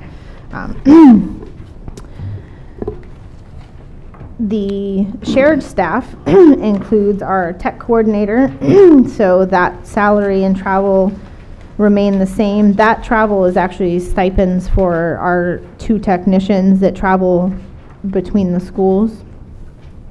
And those 2 technician salaries also are remaining the same in this particular budget. The decreases to the right are removing the 2% increase that was originally requested by the departments for non-union staff. District Tech annual renewals. These are all of our software programs, etc., that we have. There are some savings that we're capturing with some of the programs. Our tech director, unfortunately he's not here tonight, but he went through each of the schools and looked at all the different renewals and subscriptions and tried to coordinate with the principals to make sure that, you know, everyone was kind of on the same page and we didn't have a bunch of one-offs. So we had some savings there. There's a small increase because we are looking to move our financial software over to cloud-based, which is an initial increase, but it's actually going to save us $2,000 a year moving forward, as well as eliminate the need to maintain or possibly replace a server that has been recommended by not only Tina Mahaney, who was here for a short time, but Karen Scanlon, who was our prior tech director, was very concerned about the life of our financial software server because it's a standalone server and apparently it's very old and would be in the thousands to replace. So we'll have a one-time increased cost of moving that over to the cloud, but we will see a couple $1,000s a year in savings. That currently costs us $15,000 a year, and it will go down to about $13,000 with that. The district tech hardware, you will see an increase in the district tech hardware, the elementary, and the PVRS tech hardware. We have working towards a one-to-one initiative, as well as a lot of failing projector and teacher equipment that needs to be replaced. So our tech director has done a bunch of research and came up with a solution that solves the projector issue and the teachers needing laptops. So it's kind of a combo package that will be implemented over a 3-year period, so it's not all at once. We are trying to eliminate having to do this tech borrowing that has been done in the past to purchase tech in huge lump sums and then have it all expire, so to speak, at the same time. So by creating this tech as part of our operating budget every year, it allows us to stay on top and replace technology at a normal pace so that we're not falling behind significantly like the district has in the past. Some small increases you'll see in the tech annual renewals for PVRS as well as elementary. Once again, just getting those things in line with what the schools actually need and getting rid of some subscriptions that weren't being used or just were in the budget and hadn't been ordered. most of you know in the audience, we have a new tech director, so he's been looking at all of those programs and making sure that we're being as efficient as possible. The shared teacher salaries, those are specifically contractual obligations. The only decrease there is we were looking to reinstate a half-time tech integration specialist because there used to be a 1.5 FTE in the district for tech education, but due to the constraints of the budget, we're holding off on adding that position back in this particular year, and we'll keep that at a 1 FTE for our technology teacher that travels between the elementary schools. The district long-term subline, that is the line that I've been speaking about, so we created that line of $40,000, so that will be available if there's a long-term sub that's filled at any school in the district, so that we're not having to transfer in between schools. That line will be able to be utilized to cover those expenses. The shared elementary professional development, once again, that decreases due to a change in contractual obligations. Shared professional resources stayed the same. Shared staff professional development days has a small increase. And John and I worked on the professional development, and that is for the shared professional days. That's for administrative professional development across the district. District mentoring, these are DESE required mentors for new teachers in the district. That particular line was budgeted accordingly, so some of the teachers that were in their first year this year are a decreased cost next year on second year, as well as our district mentor coordinator is in there, and we have budgeted exposure for 2 additional new teachers for the district, as we do often. You know, we've had quite a bit of turnover in the past couple of years, so we want to make sure if we have any new teachers that come to the district that we have that in our budget. Elementary transportation, you'll see a increase of $85,605 there, and then a small decrease in the Pioneer. The net difference of that is about $76,000. We just voted and signed a transportation contract for the next 5 years. Unfortunately, that increased cost went from $353 a day per bus to $393. We don't anticipate seeing a major jump like that when we go into our next 5-year contract, because we've adjusted what the COLA increases will be annually in that contract, so the bus company isn't trying to eat their costs all at one time. So that's where the increases in the transportation come into play. The elementary band and chorus transportation, that was decreased because it hasn't been utilized, and the administration relayed to us excuse me, that was for transportation like in between schools for concerts, and that was no longer happening, or was going to be done possibly using special ed vans that the district may rent for savings in the future. And the resource officer remained the same in the budget. Questions? You guys are a lively crowd tonight. I know this is exciting stuff, but all right. The last one is our special needs. So the salary for that is remaining the same, as well as the office manager. The decreases to the right, once again, 2% increases for non-union staff that we removed for the administrative recommended budget. Your supplies lines down through computer programming and admin are staying the same. The special needs administrative travel, she has decreased that by $1,500. Increase the special needs equipment by $175, staying the same for dues and travel and subscription. The summer teacher salaries, once again, contractual obligations there, as well as the inclusion specialists, the speech, the OT therapy, and your special needs summer instructional assistants. We provide services for our special ed kids over the summer as required by their IEPs. I believe Chris can probably speak more to this. And we also have special needs transportation over the summer, which you'll see a little further down. The next three line items for supplies stayed the same. There was an increase in computer supply and program instruction.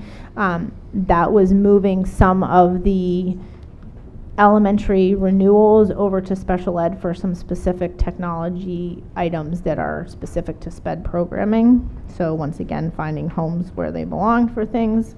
A decrease in special assessments. The next two stayed the same for other expenses and travel. Small increases in the psychologists, again, contractual obligations. Decreases in assessments based on recommendations from the special ed director. And then the special needs transportation increased to $310,000. I worked with the SPED director looking at the transportation needs for the students that are in the district, as well as some potential exposure if we have any new kids coming to the district. Their current, it's an increase of $10,000 over FY19. Most of that is van pool, by the way. It doesn't have anything to do with the transportation bid through Cosmescus that affected the high school and elementary budget.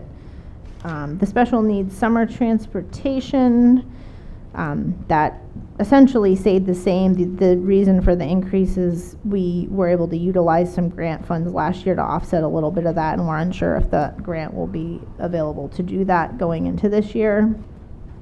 The elementary tuition is decreasing. We have a student graduating. There's a small increase to out-of-state tuition, and then the same with the private tuition. We have another student graduating, so those tuitions have been adjusted accordingly.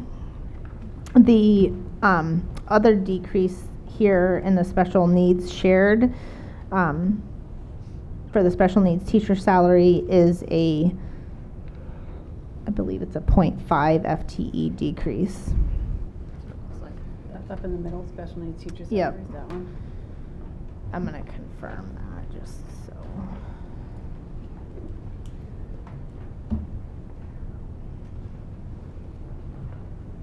That actually relates to the ELL specialist that was requested at a 1 FTE for the needs in our district, and that is going to be covered by a 0.3 position for the serving the needs of those particular students. So that's where that savings is coming from, rather than a 1 FTE. Okay, I'm gonna call for a seventh inning stretch. Just take like 2 minutes. Thank you. Oh my God.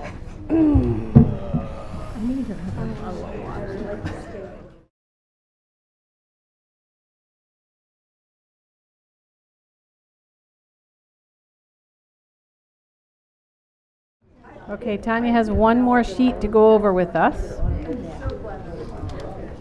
Where is it in our packet? In the back of the one that says Pioneer Valley Regional District. Looks like this. Yeah, it looks Yes. like this. So it's on the back of the one that has the cover sheet. And it is the 5-year average enrollment for the towns. So I just wanted to go over that real quickly. The percentages had been distributed previously once this enrollment average had been computed, so the towns were aware of what their new percentages were going to be. They were also distributed at prior budget subcommittee meetings, but now that we have a budget that we're proposing, I wanted to extrapolate that out into figures so that the towns would know what this proposed budget would look like for their particular towns with the increase or decreases in their percentages.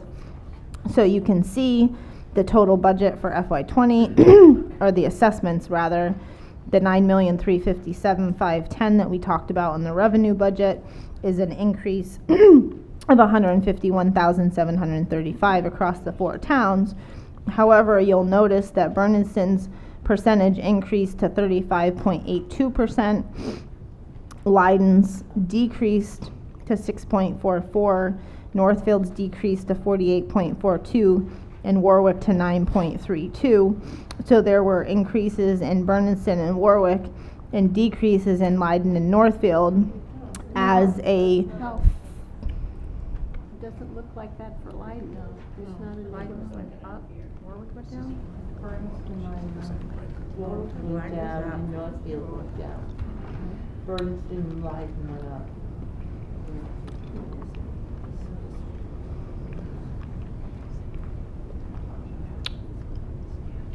So Bernardston went up. Leiden percentage went up. Let me just pull this up real quick just to make sure that these are calculating.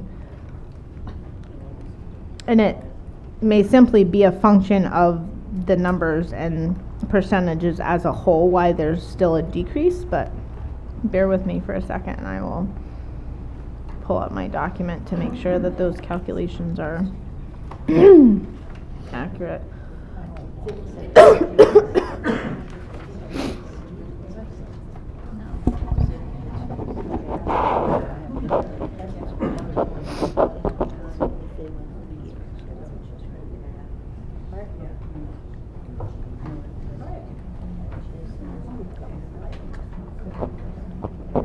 The rest of my math worked out, so I think they are accurate, but just to be safe.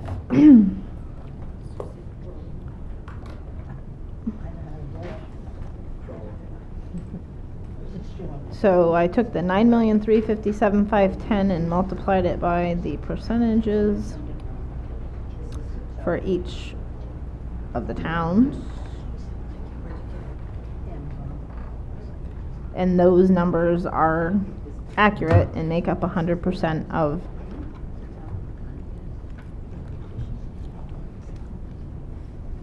the budget.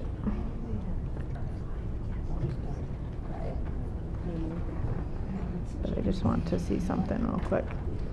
Remember, I was not here when these calculations and percentages and assessments were done in FY18.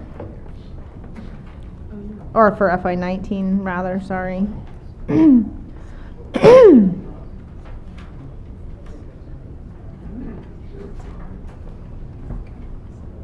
And I'll take a look at these and update them if need be for Thursday, but the percentages that I have currently are accurate for each of the towns. Can I ask a question about how the document works when you get it, when you're ready? Sure. I can So, explain it. Yeah, I can see the 5-year average enrollment down below, but it looks like it's only showing the 5-year average for the Pioneer number for each town. So that's just the particular column. Oh, So what okay. it does is for each town, it averages their elementary The school total. with their high school and Both the of them. total, and then it takes that 5-year average, takes the average per each year for both Okay. and averages it So even out though it for the looks like it's town, only yeah. doing it to one column. So it it's is specifically that town, yeah. both? Okay. It's a town total? Yes. And if there are inter-choiced kids, that has been taken into account also. So if a Bernardston kid goes to Leiden, they're counted for in Bernardston and vice versa. So all that has been taken into account here. Thank in you. the numbers. Tanya, at the bottom, we have 5 categories. What are the headers for those 5 categories? The bold numbers at the bottom, bold Karen, where it numbers at says the bottom, FY20, FY20, FY19. FY19. Yeah, what are those? So your headers are Bernardston, Leiden, Northfield, and Warwick. Those are the percentages. But there's 5 of them there. And the total at the end. Oh, sorry. The 5th is the total assessment. I apologize. I didn't put a header on that. So you'll note if you look, the 9,357,510 is the total assessment that's currently in this revenue budget, and the 151,735 is the total increase that is noted with the budget that's being Thank presented. you. So I'm not sure, but I just took those numbers of the percentage of the population that are in bold in the grayed out cells. Yep. And just did a quick calculation of what percentage of the $9,357,510 each of those comes out to. Yep. And they're fairly comparable to the numbers that I see in FY20, except on my calculations, they all came out slightly higher than what's on this spreadsheet. I literally took the 9,357,510 and multiplied it by the percentage in the cell. I didn't do any manual calculations. Okay. So I just took the full thing and multiplied it by the percentage. It could there. So those percentages that you're seeing are just the 0.2, but are there additional decimal points that I don't see? Yes. Okay, that's what I was asking because Bernardston is 35.822878 and so forth. So I am only showing 2 decimal points on here, but when I'm actually doing the calculation, it's calculating on the actual. Yeah, I mean the dollar amounts difference that I'm seeing by my calculations are in the range of, $40 to $100. But I was just curious if there were decimal points I couldn't see. Although I don't understand why Leiden's assessment did what it did. That does jive with what I just calculated. Right. So I believe, and this I can kind of go back and look at some of this, but the way that Ruth calculated and did the assessments with the transportation and the minimum contribution, all that, I think that does take a part of this.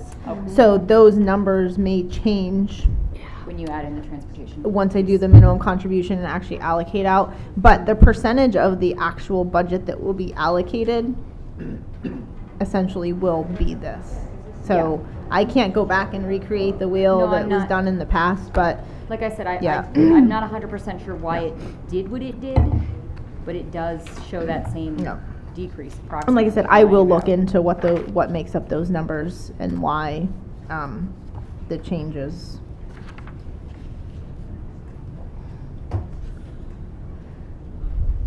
And that's all I have, Sue. Okay, thank you, Tanya. Any questions on this document at this point? Pat? No questions, just a statement. Tanya, thank you. This is so wonderful to be able to look at documents and have them explained and know their true numbers. And we have wanted this for so long. And I know we've said this numerous times, but thank you, thank you, thank you. You're welcome. Yes. I know it's not exciting stuff, but. Okay. And I hope I've answered some questions that the community's had on some of these line items through this process as well. If not, I know you guys have been emailing the committee members, but feel free to email me at any time. I have the first, whatever of the financial numbers, and we'll try to get them, answers to you or figures as fast as possible if you do have questions. Okay. All right, we're ready to go on to number 4.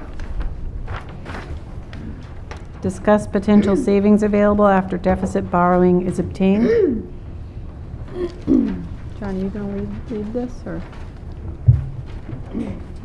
So I did the 3rd page in this large packet that you have. At the budget subcommittee meetings, we've been looking at what the percentage increase or decrease to the towns would be with the items that we will be looking at once our deficit borrowing is in hand and we can officially take votes. You'll see a column for if the 6th grade moved up. Just a sec, Tanya. Let's make sure everybody has sorry. it. Page 3 in and the it's packet numbered. that has the words on the front. And it's called FY Budget Summary Vote Savings After Admin Cut.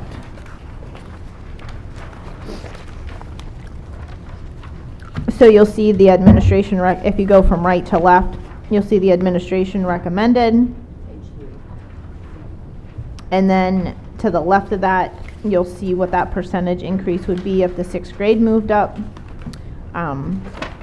We originally did scenarios for what we would need to cut if it was 0, 1.25, or 2.5%. So those are in there, but in between those are if Leiden closed and 6th grade moved up, or if Warwick and Leiden closed and the 6th grade moved up, what the assessments would look like to the town and what the increase or decrease in assessments would be percentage-wise to the towns. So you can see that after the administration cuts, we're down to 1.65%, and with some closures, there would actually be possible decreases to the town's assessments depending on the decisions that are made by the school committee.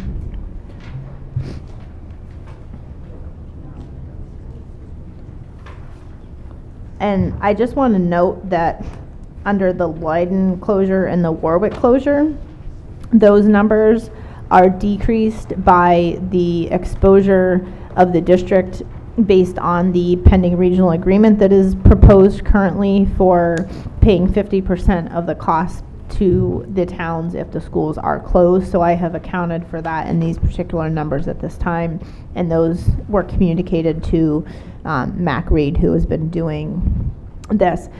Even though the regional agreement doesn't technically take effect until FY20 and won't be voted until after this budget's done, and the schools would be potentially closed before that is in effect, I was advised to take that into consideration for the budget because the school committee may choose to take a vote to make that retroactive to the votes if the school closure votes were taken. And once again, that would be up to the school committee, but being conservative in our savings that we're proposing.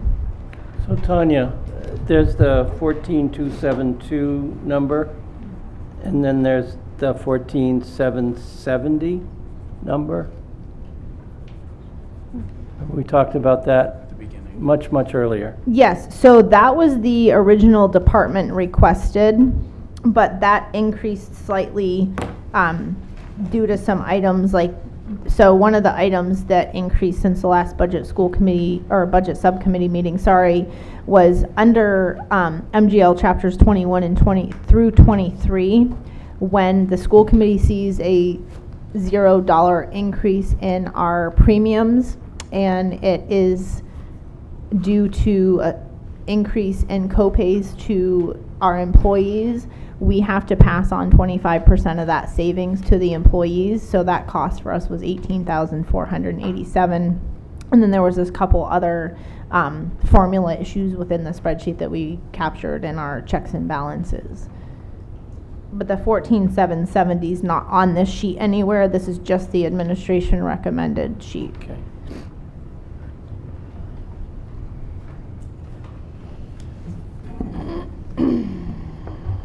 And at any point in time, the school, when we go to vote this budget next Thursday, the school committee could certainly add any of those items that are in the administrative cut list. You do have a summary of all of those in this packet as well, but we went over them as we went through the individual sections of the budget.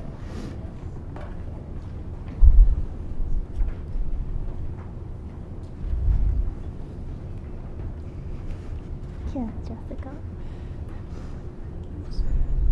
Yes, Jess. Can you talk about what the ideas are about moving the 6th grade? So the idea now, there's 44 5th grade students in our district, and we're still in discussion about this, but potentially to have 2 6th grade classrooms at Pioneer, so the students would receive their core academic subjects in those classes, and then either receive phys ed, arts, music, the electives as a 6th grade, or possibly integrate with some of the 7th graders during those specials and electives. But they would receive, basically, they'd be in 2 classrooms with 2 6th grade teachers that would be coming up with them, and they would just switch between those 2 classrooms. The potentials are we could run a different bell schedule completely for the middle school, compared to the high school, to keep them completely separated next year. And right now that would be, the idea that we have, and we'd have to finalize that and what that would look like, but. I know I did hear from one person who was concerned about whether the committee had considered the research that's out there on this model. And John, when we spoke, you said that Gene Bacon had actually requested this model. Can you just talk a little bit about those conversations? Yeah, there were, there's a lack of students in our middle school program now. So I think by moving the 6th grade up, you know, it would create a true middle school model. I think it's beneficial on a lot of levels, academically, socially. I think the students, personally, I have 4 children, 2 7th graders, 2 5th. I think by 6th grade, they're ready to move up. There's different opportunities here at Pioneer that would be available to them. I still think they'd be separated enough so parents, you know, wouldn't have to worry about their 6th grader being exposed to juniors and seniors, you know, throughout the day. We try to run a different bell schedule, kind of keep them within 2 classes in their own. Yep. What about the busing? The busing we've worked with the transportation company, so there'd be no additional cost for busing. No, I meant that the 6th graders would then be on the bus with 12th graders. The busing, yeah, they probably have to share the bus with 12th graders. They're on the bus in the afternoon with them from kindergarten through 12th grade right now, going to the smaller towns.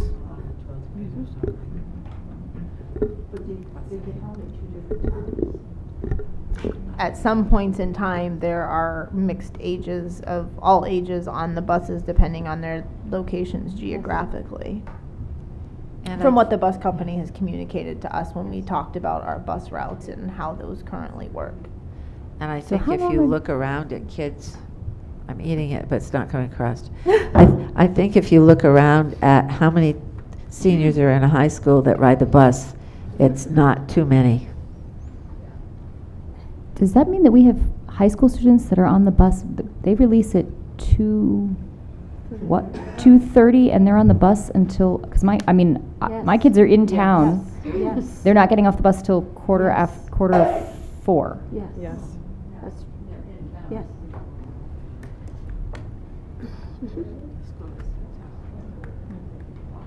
I don't think that's unusual in the hill towns and in the smaller towns. Yeah.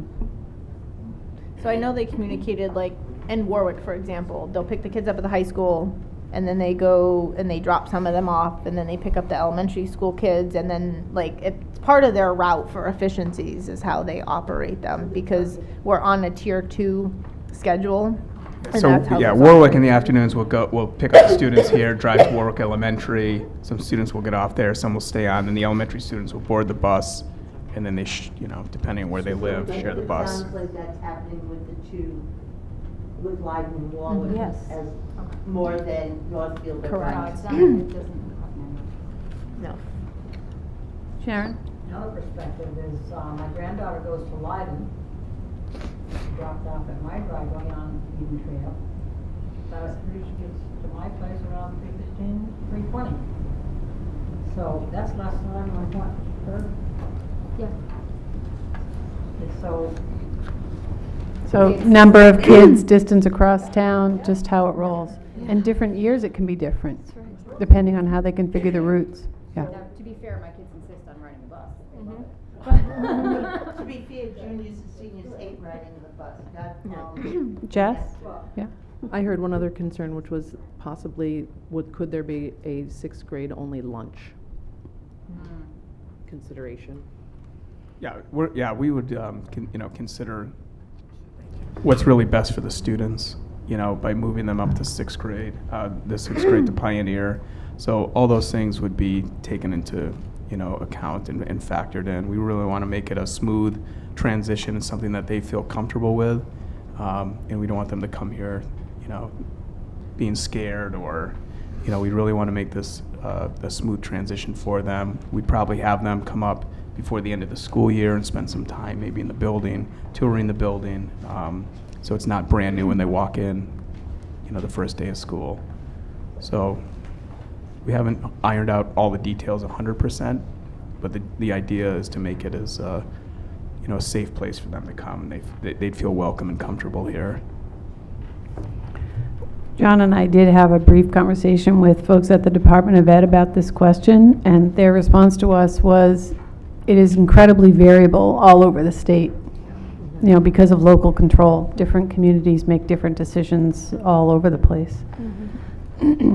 There are, and just personally, I've seen, because I actually live in New Hampshire, there are some schools, particularly my students, that my daughter actually went into 6th grade this year, and they have been in a K through 6 model, and then the middle school was 7th and 8th, and they did move the 6th grade up this year, and that has worked out really well for them. And as John said, it kind of gives them more opportunities because things that are offered at the middle school might not be offered to the elementary.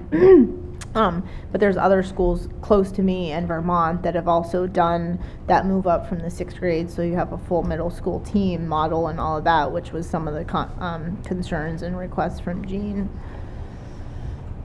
The model that your daughter is at, is the middle school separate from the high school? So the middle school it's in the same building, but they're completely separated. They don't integrate with like they have separate lunches and all those kinds of things. But the 6th through 8th grade actually have shared home rooms. They do some shared specials, so they do integrate actually all the way from 6th through 8th grade for some things like advisory and homeroom. Not specials because they have big enough classrooms that they don't do that. But yep, the 6th through 8th grade are very close. There's only there's one teacher for each academic, and then you have your specials teachers. So they're in one whole wing all by themselves. Well, and just to speak from experience, I went to a regional high school, and we didn't have 6th grade there, but the middle school we had our own hallway, and we were essentially separate from the high school. And from my memory, I mean, I had like language classes in the 9th and 10th hallway, but it didn't feel like, oh man, I'm running into a 12th grader. Jess? Can I ask about a different issue? Mm-hmm. Do you know if there's any costs? Have you gotten any numbers on van leasing? Is that still a possible savings? For the special ed transportation question? Special ed For leasing transportation, or vans? for athletics, or for field trips, or Oh. for Yeah, that I think possible? if we leased the 2 vans, we would save about $11,000, and then we would potentially save on field trips or some athletic transportation that those vans could be utilized. I did ask Kosmeskis I gave them our bus routes for our special needs students in the district, for them to see if they could possibly save us money compared to Van Pool. Van Pool's very expensive. They're a good company, but very expensive. So Kosmeskis hasn't got me those numbers yet, but I did meet with them. I went over there 2 weeks ago to ask about that as a possibility as well. So I'm just waiting to get those numbers back from them to see if there's any future, potential savings there if we went through them. The issue with doing the vans on our own is there's a lot of new regulations coming out about the size of vehicles you can use, licensures that you need to have for the individuals using them. So that's one of the reasons John went to Kosmeskis. Yeah, you need a because they 7D have all of license, those. and I think it's a 10-passenger or under van that could be utilized. So it's still an option, but if Kosmeskis can bring back some good numbers, it might be worth using them instead of renting our own. So I'm just waiting to hear back on those numbers. You feel like that's something we may be able to think about for this budget? I don't think we're Yeah. going to have the final figures in Right. time to be able to capture that because the licensure and the staffing and all of that would need to come into play. The other thing with that is we do actually lease, I know Gina does lease a van certain times during sports seasons.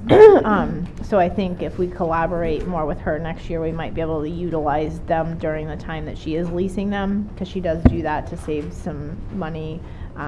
They just can't be used, the same size vehicle can't be used for like athletics or field trips as actual normal route passengers. So we might be able to utilize those for some field trips and other things while we have them leased next year. Okay, we ready to move on? Sharon? In the scenario of Warwick and Leiden closing and moving 6th grade up, what would be the total savings, dollar savings?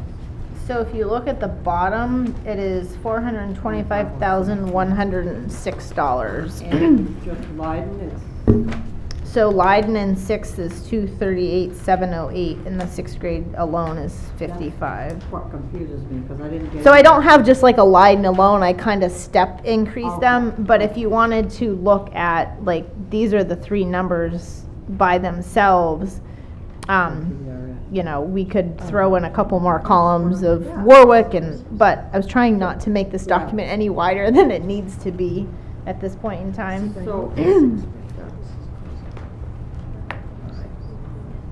Okay, thank you. You're welcome. Okay, I think we need to move on. All right, here we go. Vote on the solar panel project is number 5 on our agenda. Okay.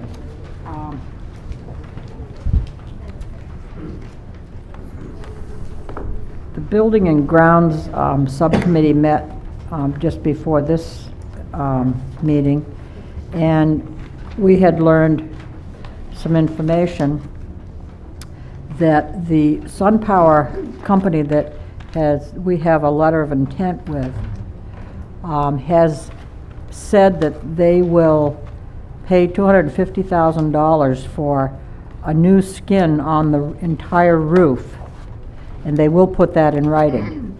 However, it will cost 2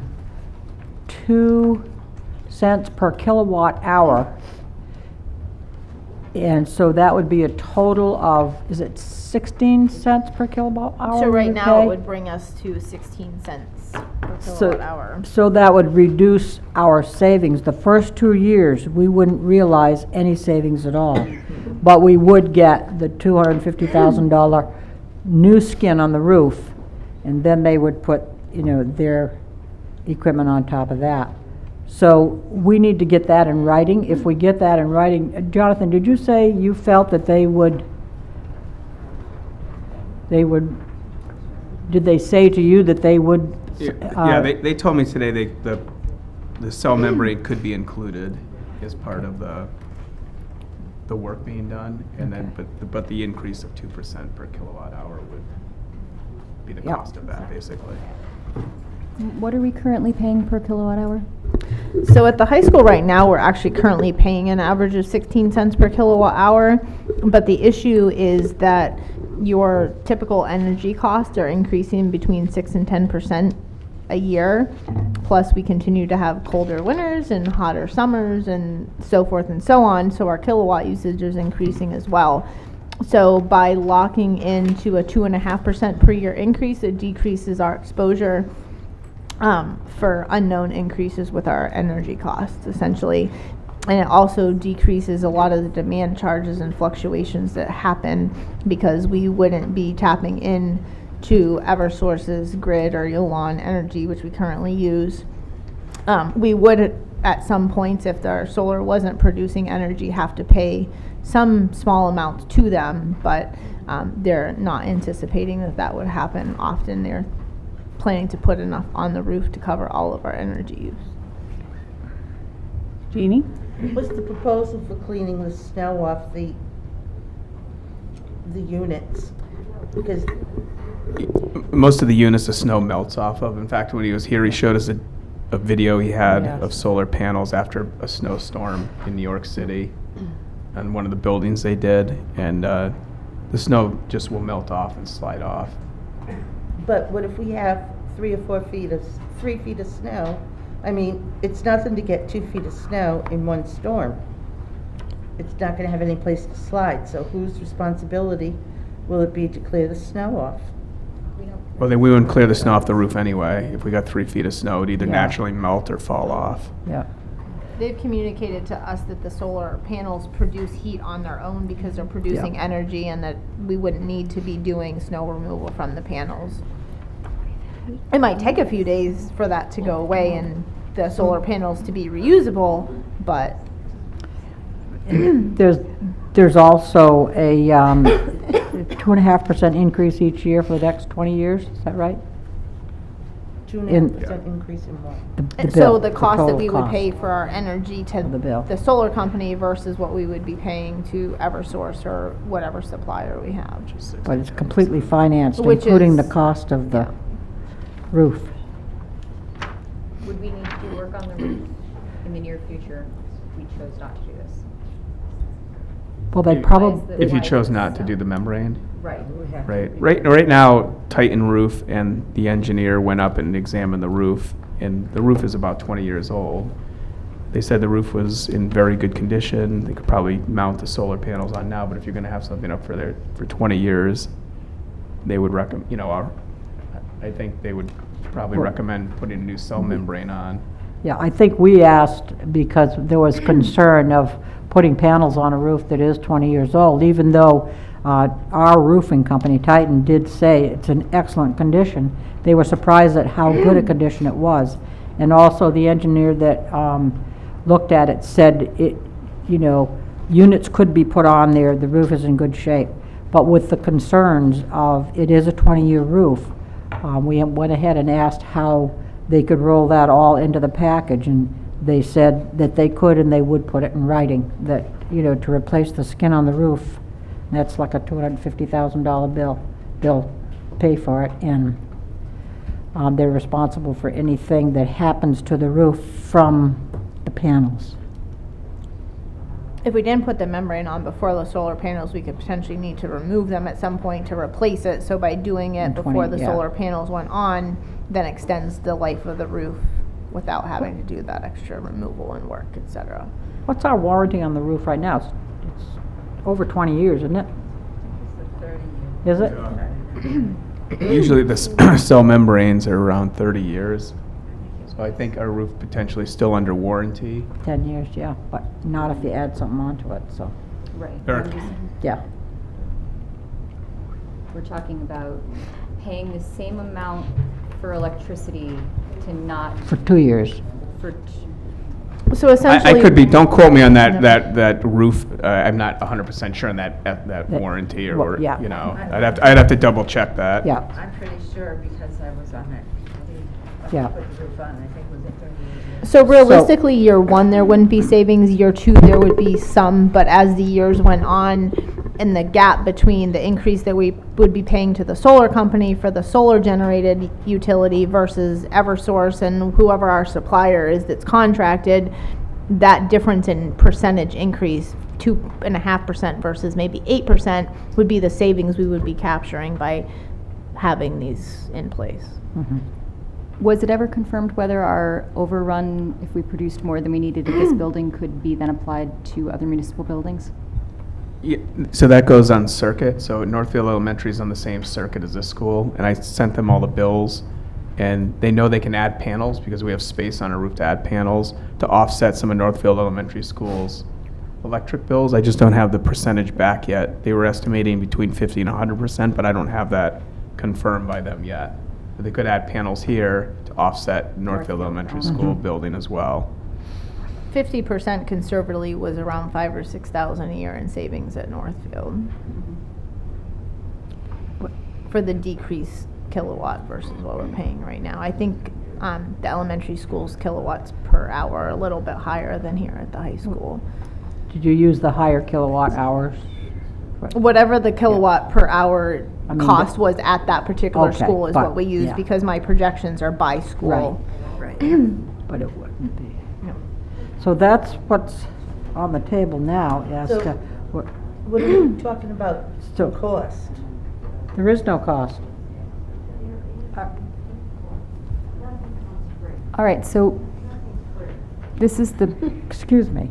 do you want to explain it? I was or- just going to say, I think the total cost of the project is, from what I remember, is maybe 1.8 million. I don't know if that included the roof or not, but. And they provide the money. So essentially, there's a financer that will purchase the solar panels. They get put on the roof.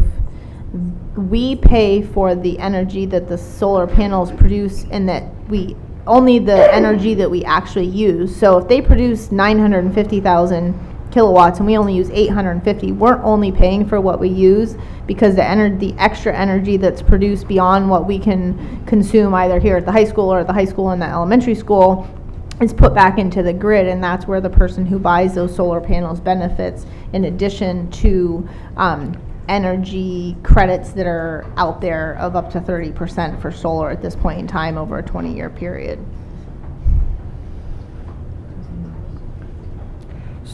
So the Building and Grounds Subcommittee, Wait a minute, Mike has a question. sorry, Mike? Sorry. So, as far as solar panels on a roof, I'm not personally a fan of it. I've been just sitting here listening to what you've been talking about. Now, how many square feet of roof is this going to cover? And I'm just thinking, we've got over here by the modulars, the park from the modulars that way to the back side on the ground behind the facilities sheds. I had the companies come out and look at ground mounts, and it wasn't feasible to do here on this property. I know the property the piece you're talking about because I brought them there, and they couldn't do ground mounts. Now, there's different that area. styles of ground mounts. Are you talking poles? Are you talking about the regular grid style? Or, I'm just thinking, whether it's this company or somebody else, where to get away from the roof issue and the snow slide issue, very rarely do you see big arrays on roofs, at least in the Northeast. And the big part of that is because of the roof itself. So I don't know if we really need to take a serious look at what the opportunities are on the ground. I'm thinking out there, I'm thinking over here on the right as you're coming in and around the school, but that's just thinking about it without actually walking it. Yeah, and well, we walked it with them. Yeah, but did anybody Yeah. measure it? That's Well, we my sent, question. we sent the satellite imagery, the plot plans, everything to them, and they said that they couldn't do the ground mounts here. They could do the parking lot, but it's very expensive. But that's a roof style, right? Like Canopy. they could do the canopies, Canopy. and every solar company said the canopies wouldn't be worth the Right. No, return I'd you're going to probably get. agree with that. And then there's snow that slides in between, and it becomes maintenance issues, and you have to dig into the ground and put concrete pillars. But The I'm roof talking is the best bang for similar- your buck because you have the space. Yeah, I'm talking similar to what's over on Route 63. We don't have that kind of ground.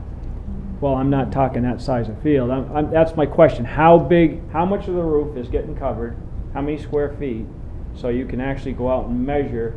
I'm not saying Yeah. I'm against going on the roof, but I'm looking at other options Right. to look at and actually physically go out there and measure it, besides just looking at a picture from the satellite. Yeah.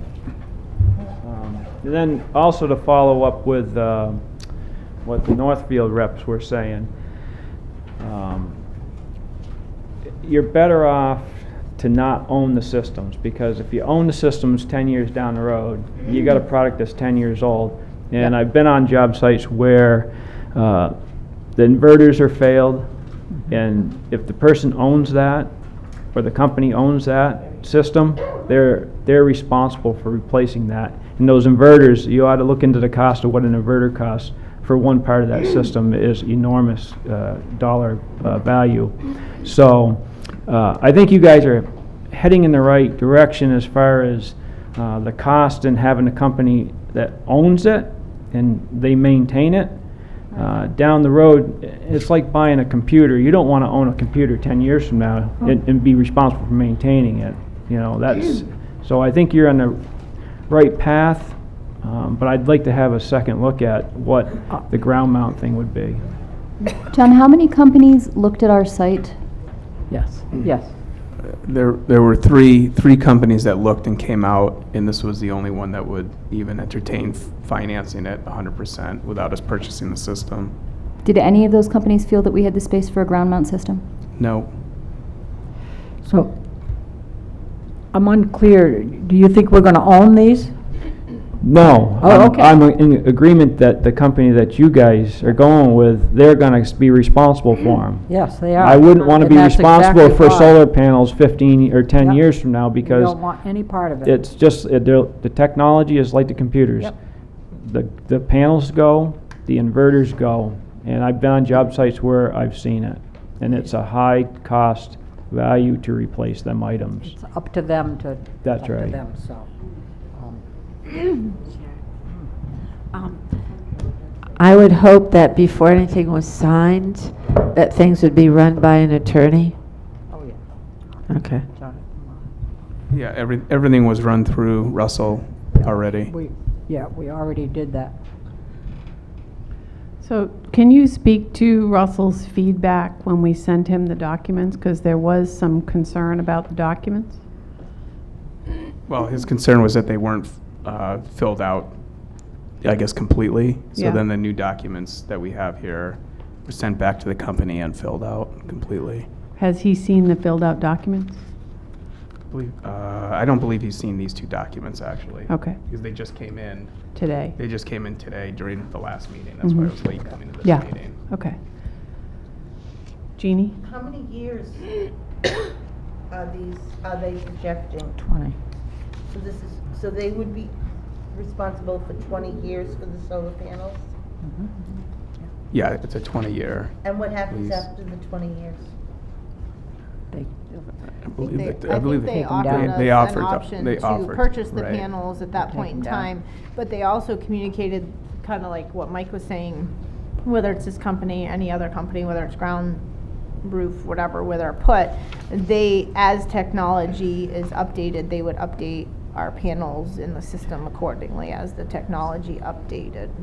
And at the end of 20 years, they're still 90% efficient and working. They guarantee that. But then they would be our responsibility if we purchased them. If we purchase them, if we don't, they take them off the roof. Yeah. Remove them. Or you could extend your contract or Yeah, whatever. There would be many of the options. contracts have an option to renew. Yeah. So they're not attached to, they sit on like a concrete pad.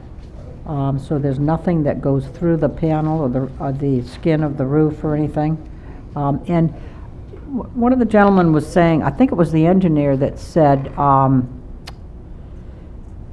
as far as all three types that you could have, either roof mount or a canopy or ground mount, he said he felt that our situation was better than anything because you have the real estate on the roof to put them on. You don't have to deal with the issues that come along with the canopy, which is very difficult for snow removal and that type of thing when you're plowing the parking lot. And it was just, like Jonathan said, it wasn't feasible for ground mounts for this, what we have here with the.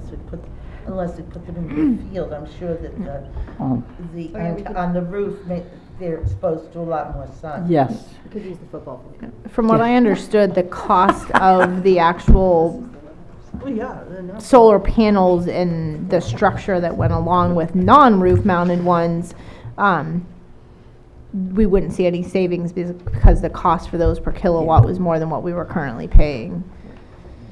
So what exactly are we doing now? Are we leading up to voting, or what are we doing?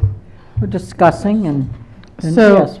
so do you have a formal, like, written up vote that you want the committee to take, or, I feel like we're sort of still learning about this? Well, Yeah. we have a motion that was presented and seconded and voted on in favor of this project going through. In the subcommittee meeting? The subcommittee. And the subcommittee is recommending to the full committee that we go forward with the project, with the idea that they sign an agreement, or that this part of the agreement would be, they put the new skin on in the amount of $250,000, and then we realize that the kilowatt hours will go up 2 cents per hour. For the rest of the contract, with the letter of intent was 20 years, and that the attorney does oversee it, take a look at it before it's finalized. So that was the motion that they felt that they wanted to present to the full committee, that they recommended it. So, the Budget and Subcommittee is recommending that. So, what was the actual motion that was put out to the subcommittee? To make a recommendation. Make a recommendation to To the go- full committee to go forward with the project from SunPower for the solar panels to be on the roof with a new skin roofing skin in the amount of $250,000. Okay. And that this all goes through the attorney for approval, and then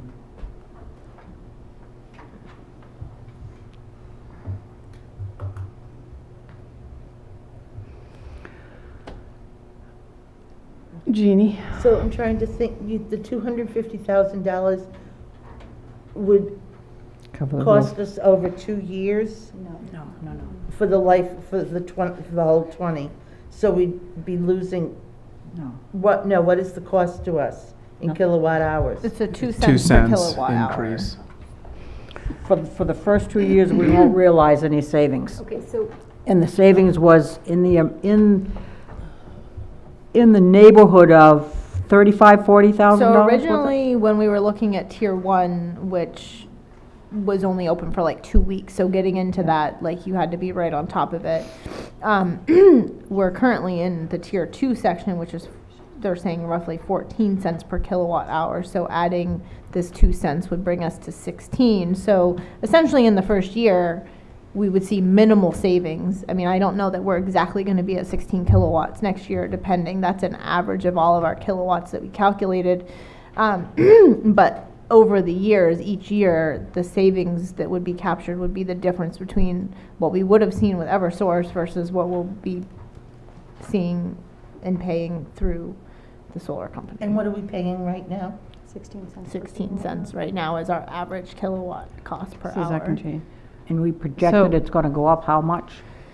It goes up 6 to 10% depending, and it's such a volatile number because it's all based on demand and when you're using it and energy management and all those things. So there's a lot of fluctuation in that. So that's why some of the smaller schools have higher kilowatt. Right. Can I just cost. pause us for a minute? So typically, we would have a motion and a second to the full committee, and then we would discuss, right? Yes. Okay. So why don't we get went to that point?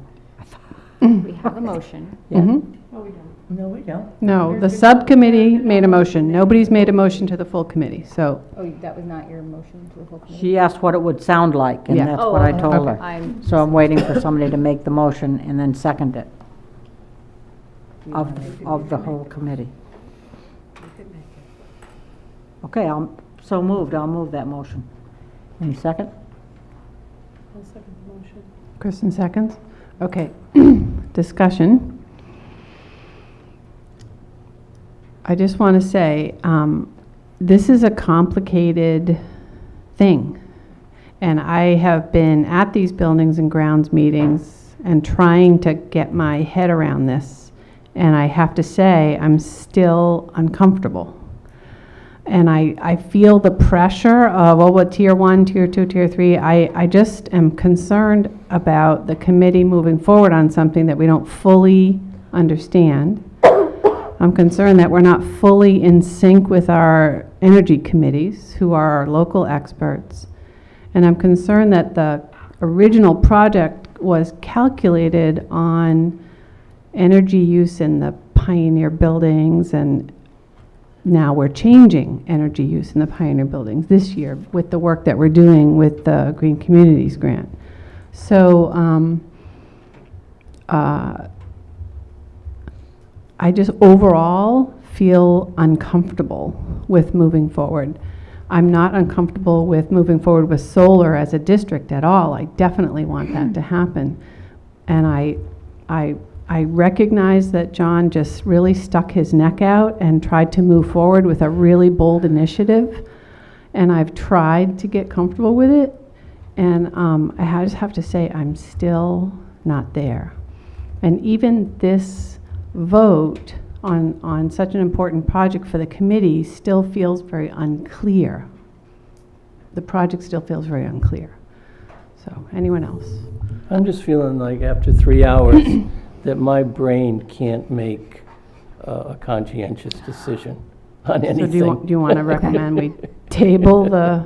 We I are would meeting love together. to We have a recommend vote- we have a that. motion on the floor, so. Okay. Well, I think he can make a request to table it, right? No, they would have to withdraw the motion. Oh, we got our cheat sheet. I'm just saying he can make a request that that happen. Oh, Doesn't mean you have to do it. okay. I was just going to say, I think from my understanding, and John and Tanya, you can jump in. I can't hear you. The proposal that this company has made to us has a couple of pieces. They own the equipment, and they're proposing to do some work on our building in order to install that equipment. And in exchange for that, this lease that we're speaking about, we're not leasing equipment. It's actually not a lease. It is an agreement that we, rather than purchasing our energy through Eversource or the other company, that we purchase the energy through them. And because they are producing the energy through solar, they're able to lock in this lower price. They are making their money off of the excess and off of the credits that they can be realized based on the amount of kilowatt hours that we're putting on, that we are producing. So it's in a private system, it would be an SREC. I think in a commercial system, it's a different acronym. But they essentially are paid quarterly on a auction market for as many kilowatt hours as they produce through their systems. That's where they're making their profit. So we're purchasing electricity anyway. We will purchase it from someone regardless. We're essentially providing real estate in exchange for purchasing from this entity. Reduced. Okay, so there is a motion that's been made and it's been seconded. So we could vote. We could say that, you know, the committee could now speak and say they're uncomfortable moving forward with a vote, that they don't feel informed enough, and they request the motion be withdrawn, and we table it until we have a better proposal that's clearer to people. I don't know. What do we want to do here? Well, normally take a you vote. make a Want motion to vote? and you second it and you discuss it and then you vote. All right. If we vote on this motion and the committee votes it down, where do we stand with this whole project at that point? We can't do it again. Nope. No. Okay. I see your hands. I'm sorry. It's very late. The committee's trying to get this done.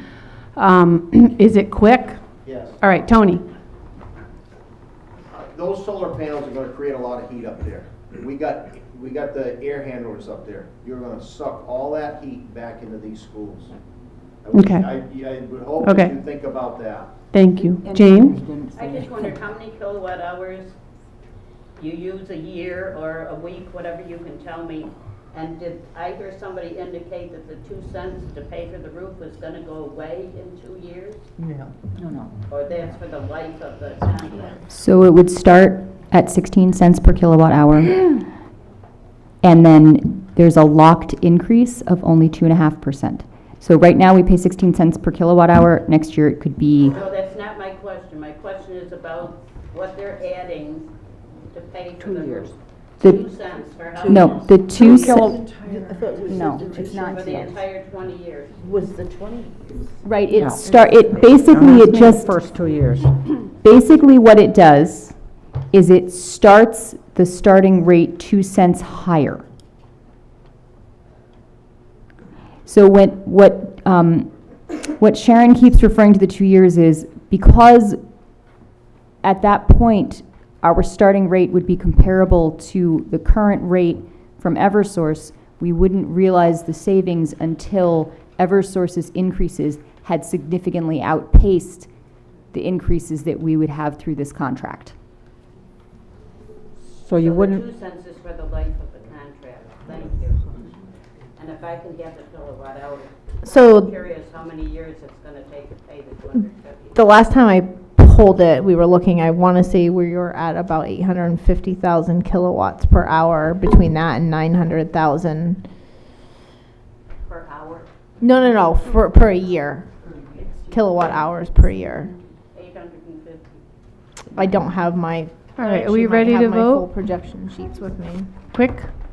Do I understand this correctly, that they're going to do work on the roof that does not need to be done right now? They're going to do work on the roof that's 20 years old so that we don't have to take everything off when the roof needs to be replaced and then put it back on. But right now, under the current circumstances here in the district, the roof does not need to be replaced. No, the roof is 20 years old, but it looks in good shape. Thank you. All right. So I'm going to call the vote. Are we ready? Jeannie? I have a question.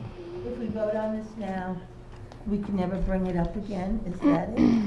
No. Oh, With okay. this company, probably we're back to square one, yeah.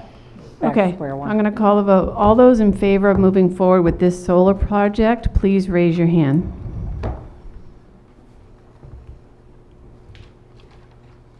Okay. All those not in favor of moving forward with this solar project, please raise your hand. There you go.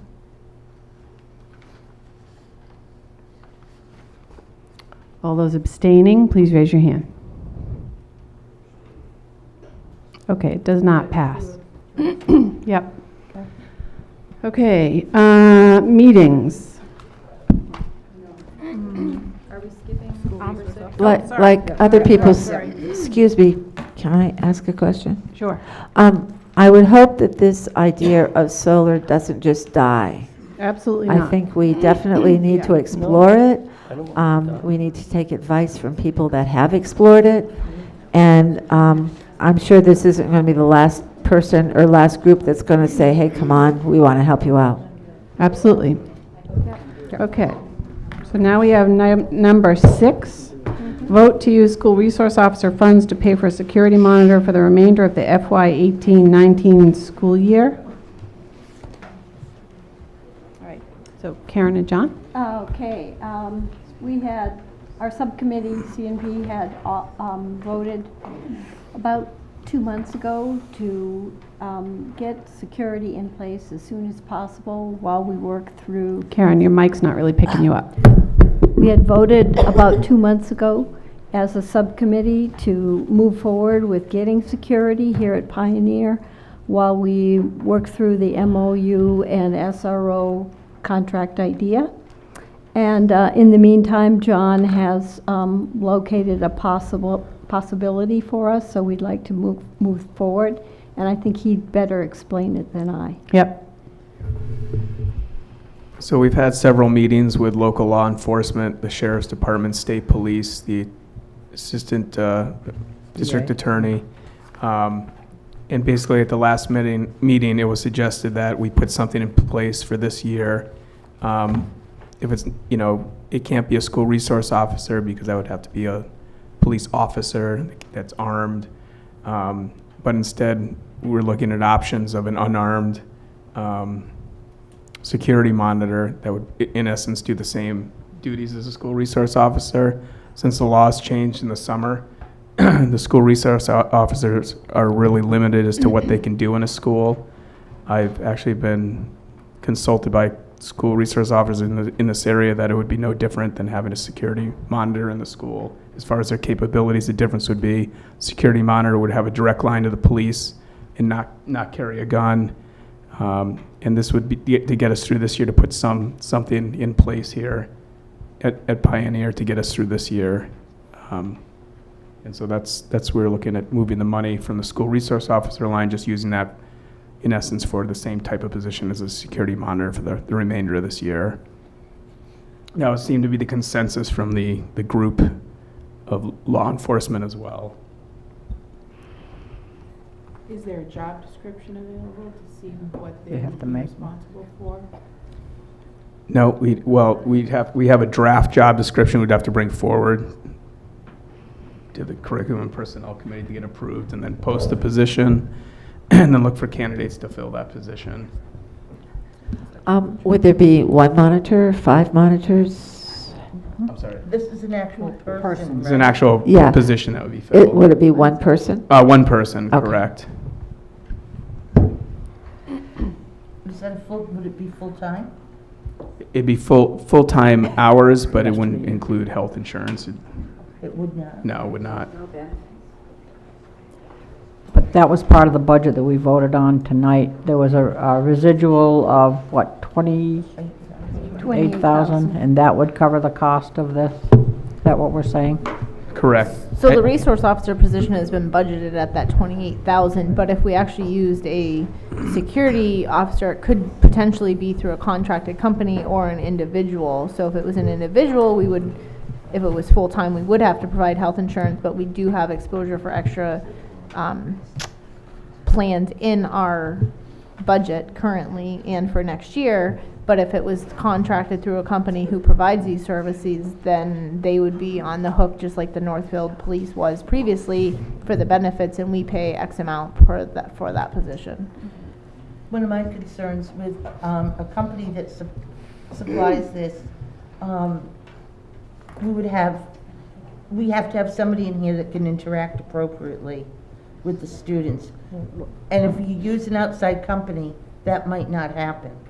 Yeah, so I was in contact with an outside company, and the way it works, the company was Securitas, they're the biggest security firm in the world, is they pre-screen, they look at criteria, for what we're looking for, maybe somebody with previous law experience, law enforcement background, and then they would present several candidates and bring them forward for the committee to, the subcommittee to interview whoever's on that panel. Or we could possibly, post for the position and have candidates from them come in as well as whoever might apply. Or John, did we establish a search committee or a special committee to interview? I think we did. At the last meeting, there was a discussion about a committee that could be formed. That was in Resource. that referred to the resource officer. Okay. So I'm thinking this might be a little bit scaled down with a curriculum and personnel subcommittee, an administrator, myself, maybe a teacher, parent advisor, or maybe a little bit more scaled down than that bigger committee that we had discussed. But I know I've been contacted, because this has been an issue, and there are retired police officers in the area that would like a job like this. So basically, restructuring the whole SRO position for the district is a little more complicated and long-term than we expected, and we don't want to rush it, but we're trying to get someone in here for the rest of the year, and we do have the funds to fund Right. it. In the meantime, we would try to nail down the MOU and any changes that need, because the Attorney General's office came to our last meeting, and they wanted to look at it. And what's great is that all of the towns in our district want to collaborate on this position. And the district attorney's office did rule that it was not outside the nature of the law to do that. So we can do that. It's just going to take a little time. Sharon? Is it time to make a motion? Yep. I'll make a motion that we use the school resource officer fund to pay for a security monitor for the remainder of this fiscal year, 18-19 school year. Second. All right. All those in favor?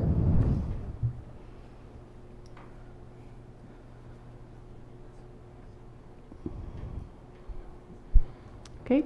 All those opposed? Okay, the motion passes. Yep, Mike and Kristen. Okay, meetings. Really? So there's a meeting this Thursday, right? That's the hearing. And then there's a regular school committee meeting 2 weeks from now. 14th. Isn't there a meeting a week? March There's 7th to vote the budget. Tomorrow. There's a meeting Thursday. March 6th for the CNP, the Heart Committee and the School Committee. Do we have a time for that meeting? March 6th, at what time? Let's say 7, okay? That's a Wednesday? And where's that? It's going to be here, and we'll tell you the room soon. We think it's probably going to have to be the auditorium. It's a busy building. Then the 7th is the... There's a CNP subcommittee meeting At 6. at 6. 6, And March then it's- 7th. On what, March 7th? Yep, and then it's science night after that here at the high school. Oh, that's the 7th? Mm-hmm. Yep. Science night starts at 7? 6:30. 6:30. So how are we gonna vote the budget that night? So we have one this Thursday. Okay, and then at 7 o'clock is the school committee budget vote on March 7th, is that true? Is that true? No. No, that's this Thursday. No, this This Thursday. Thursday, the 28th? So this Thursday. The 28th is the public hearing. Mhm. Right. One at a So time. it says next regular committee And, meeting. Yeah. I know, we're 28th. trying to At the backfill. 14th is the vote. So 28th at 7 o'clock, Is the public hearing. public hearing. And the 14th is the next one, you Yeah, said? vote on the budget. That's the Heart Committee, School Committee, discussion of the district agreement. And March. you said 7 PM for that one, Sue? Yeah. What? So I thought Yep. the intention was that the budget itself would be voted at a separate meeting. Yes. So, which was supposed to be the 7th. Right, that's why I keep coming back to the 7th. So 7 o'clock on the 7th was, I thought, when the school committee was going to And the vote what science budget fair to too? send forward. And the science thing is going. We have to vote this budget because Mm-hmm. I have to have assessments to the towns by March 15th. And we pushed these meetings out because of weather and illness and injuries Okay, and all so- these other things. So we have to, it could be a 15-minute meeting, but the vote has to happen and it can't happen on March At 6. 14th because I have to have the Yeah. assessments to the towns the next day. Okay, so how about, could the school committee meet at 6 before the 7 o'clock combined Heart Committee meeting On the and do our budget vote They have a- on the They have a 6th? oh. 6th. 6 o'clock on the 7th, on the 6th? On the 7th. No, No. on March 6th. There's a school committee and Heart Committee meeting already. At Mm-hmm. 7. Could we have a 6 o'clock budget vote? Yes. I can. Okay, so Abby can't. Everyone that can be there, raise your hand. You got it. Jeannie, can you be there? Yes. Oh, you're looking? Okay. Or you're going to be there for the heart committee anyways. Okay, okay. At 6 o'clock? So it's just. So Abby, Yeah, Mom, is that okay? like it's okay. 6 Okay. o'clock and then 7 o'clock. You're working, right? So- Yeah, yeah, yeah. Okay, okay, So, okay. 7, you I have get the it. joint heart committee, so it would be at So still the next CMP is at March 7th at 6. Mhm. Yeah. And the next real committee is the 14th of March at 7 here. Mhm. So, right, so now we're talking about March 6th, a 6 o'clock school committee meeting to vote the budget. Yeah. Okay? So that's a week from tomorrow. Yep. I would like to make a motion to adjourn. Second. Thank you. Oh. All right. All in favor? So, we can't provide the budget hearing with a vote? It's a public hearing to present it to the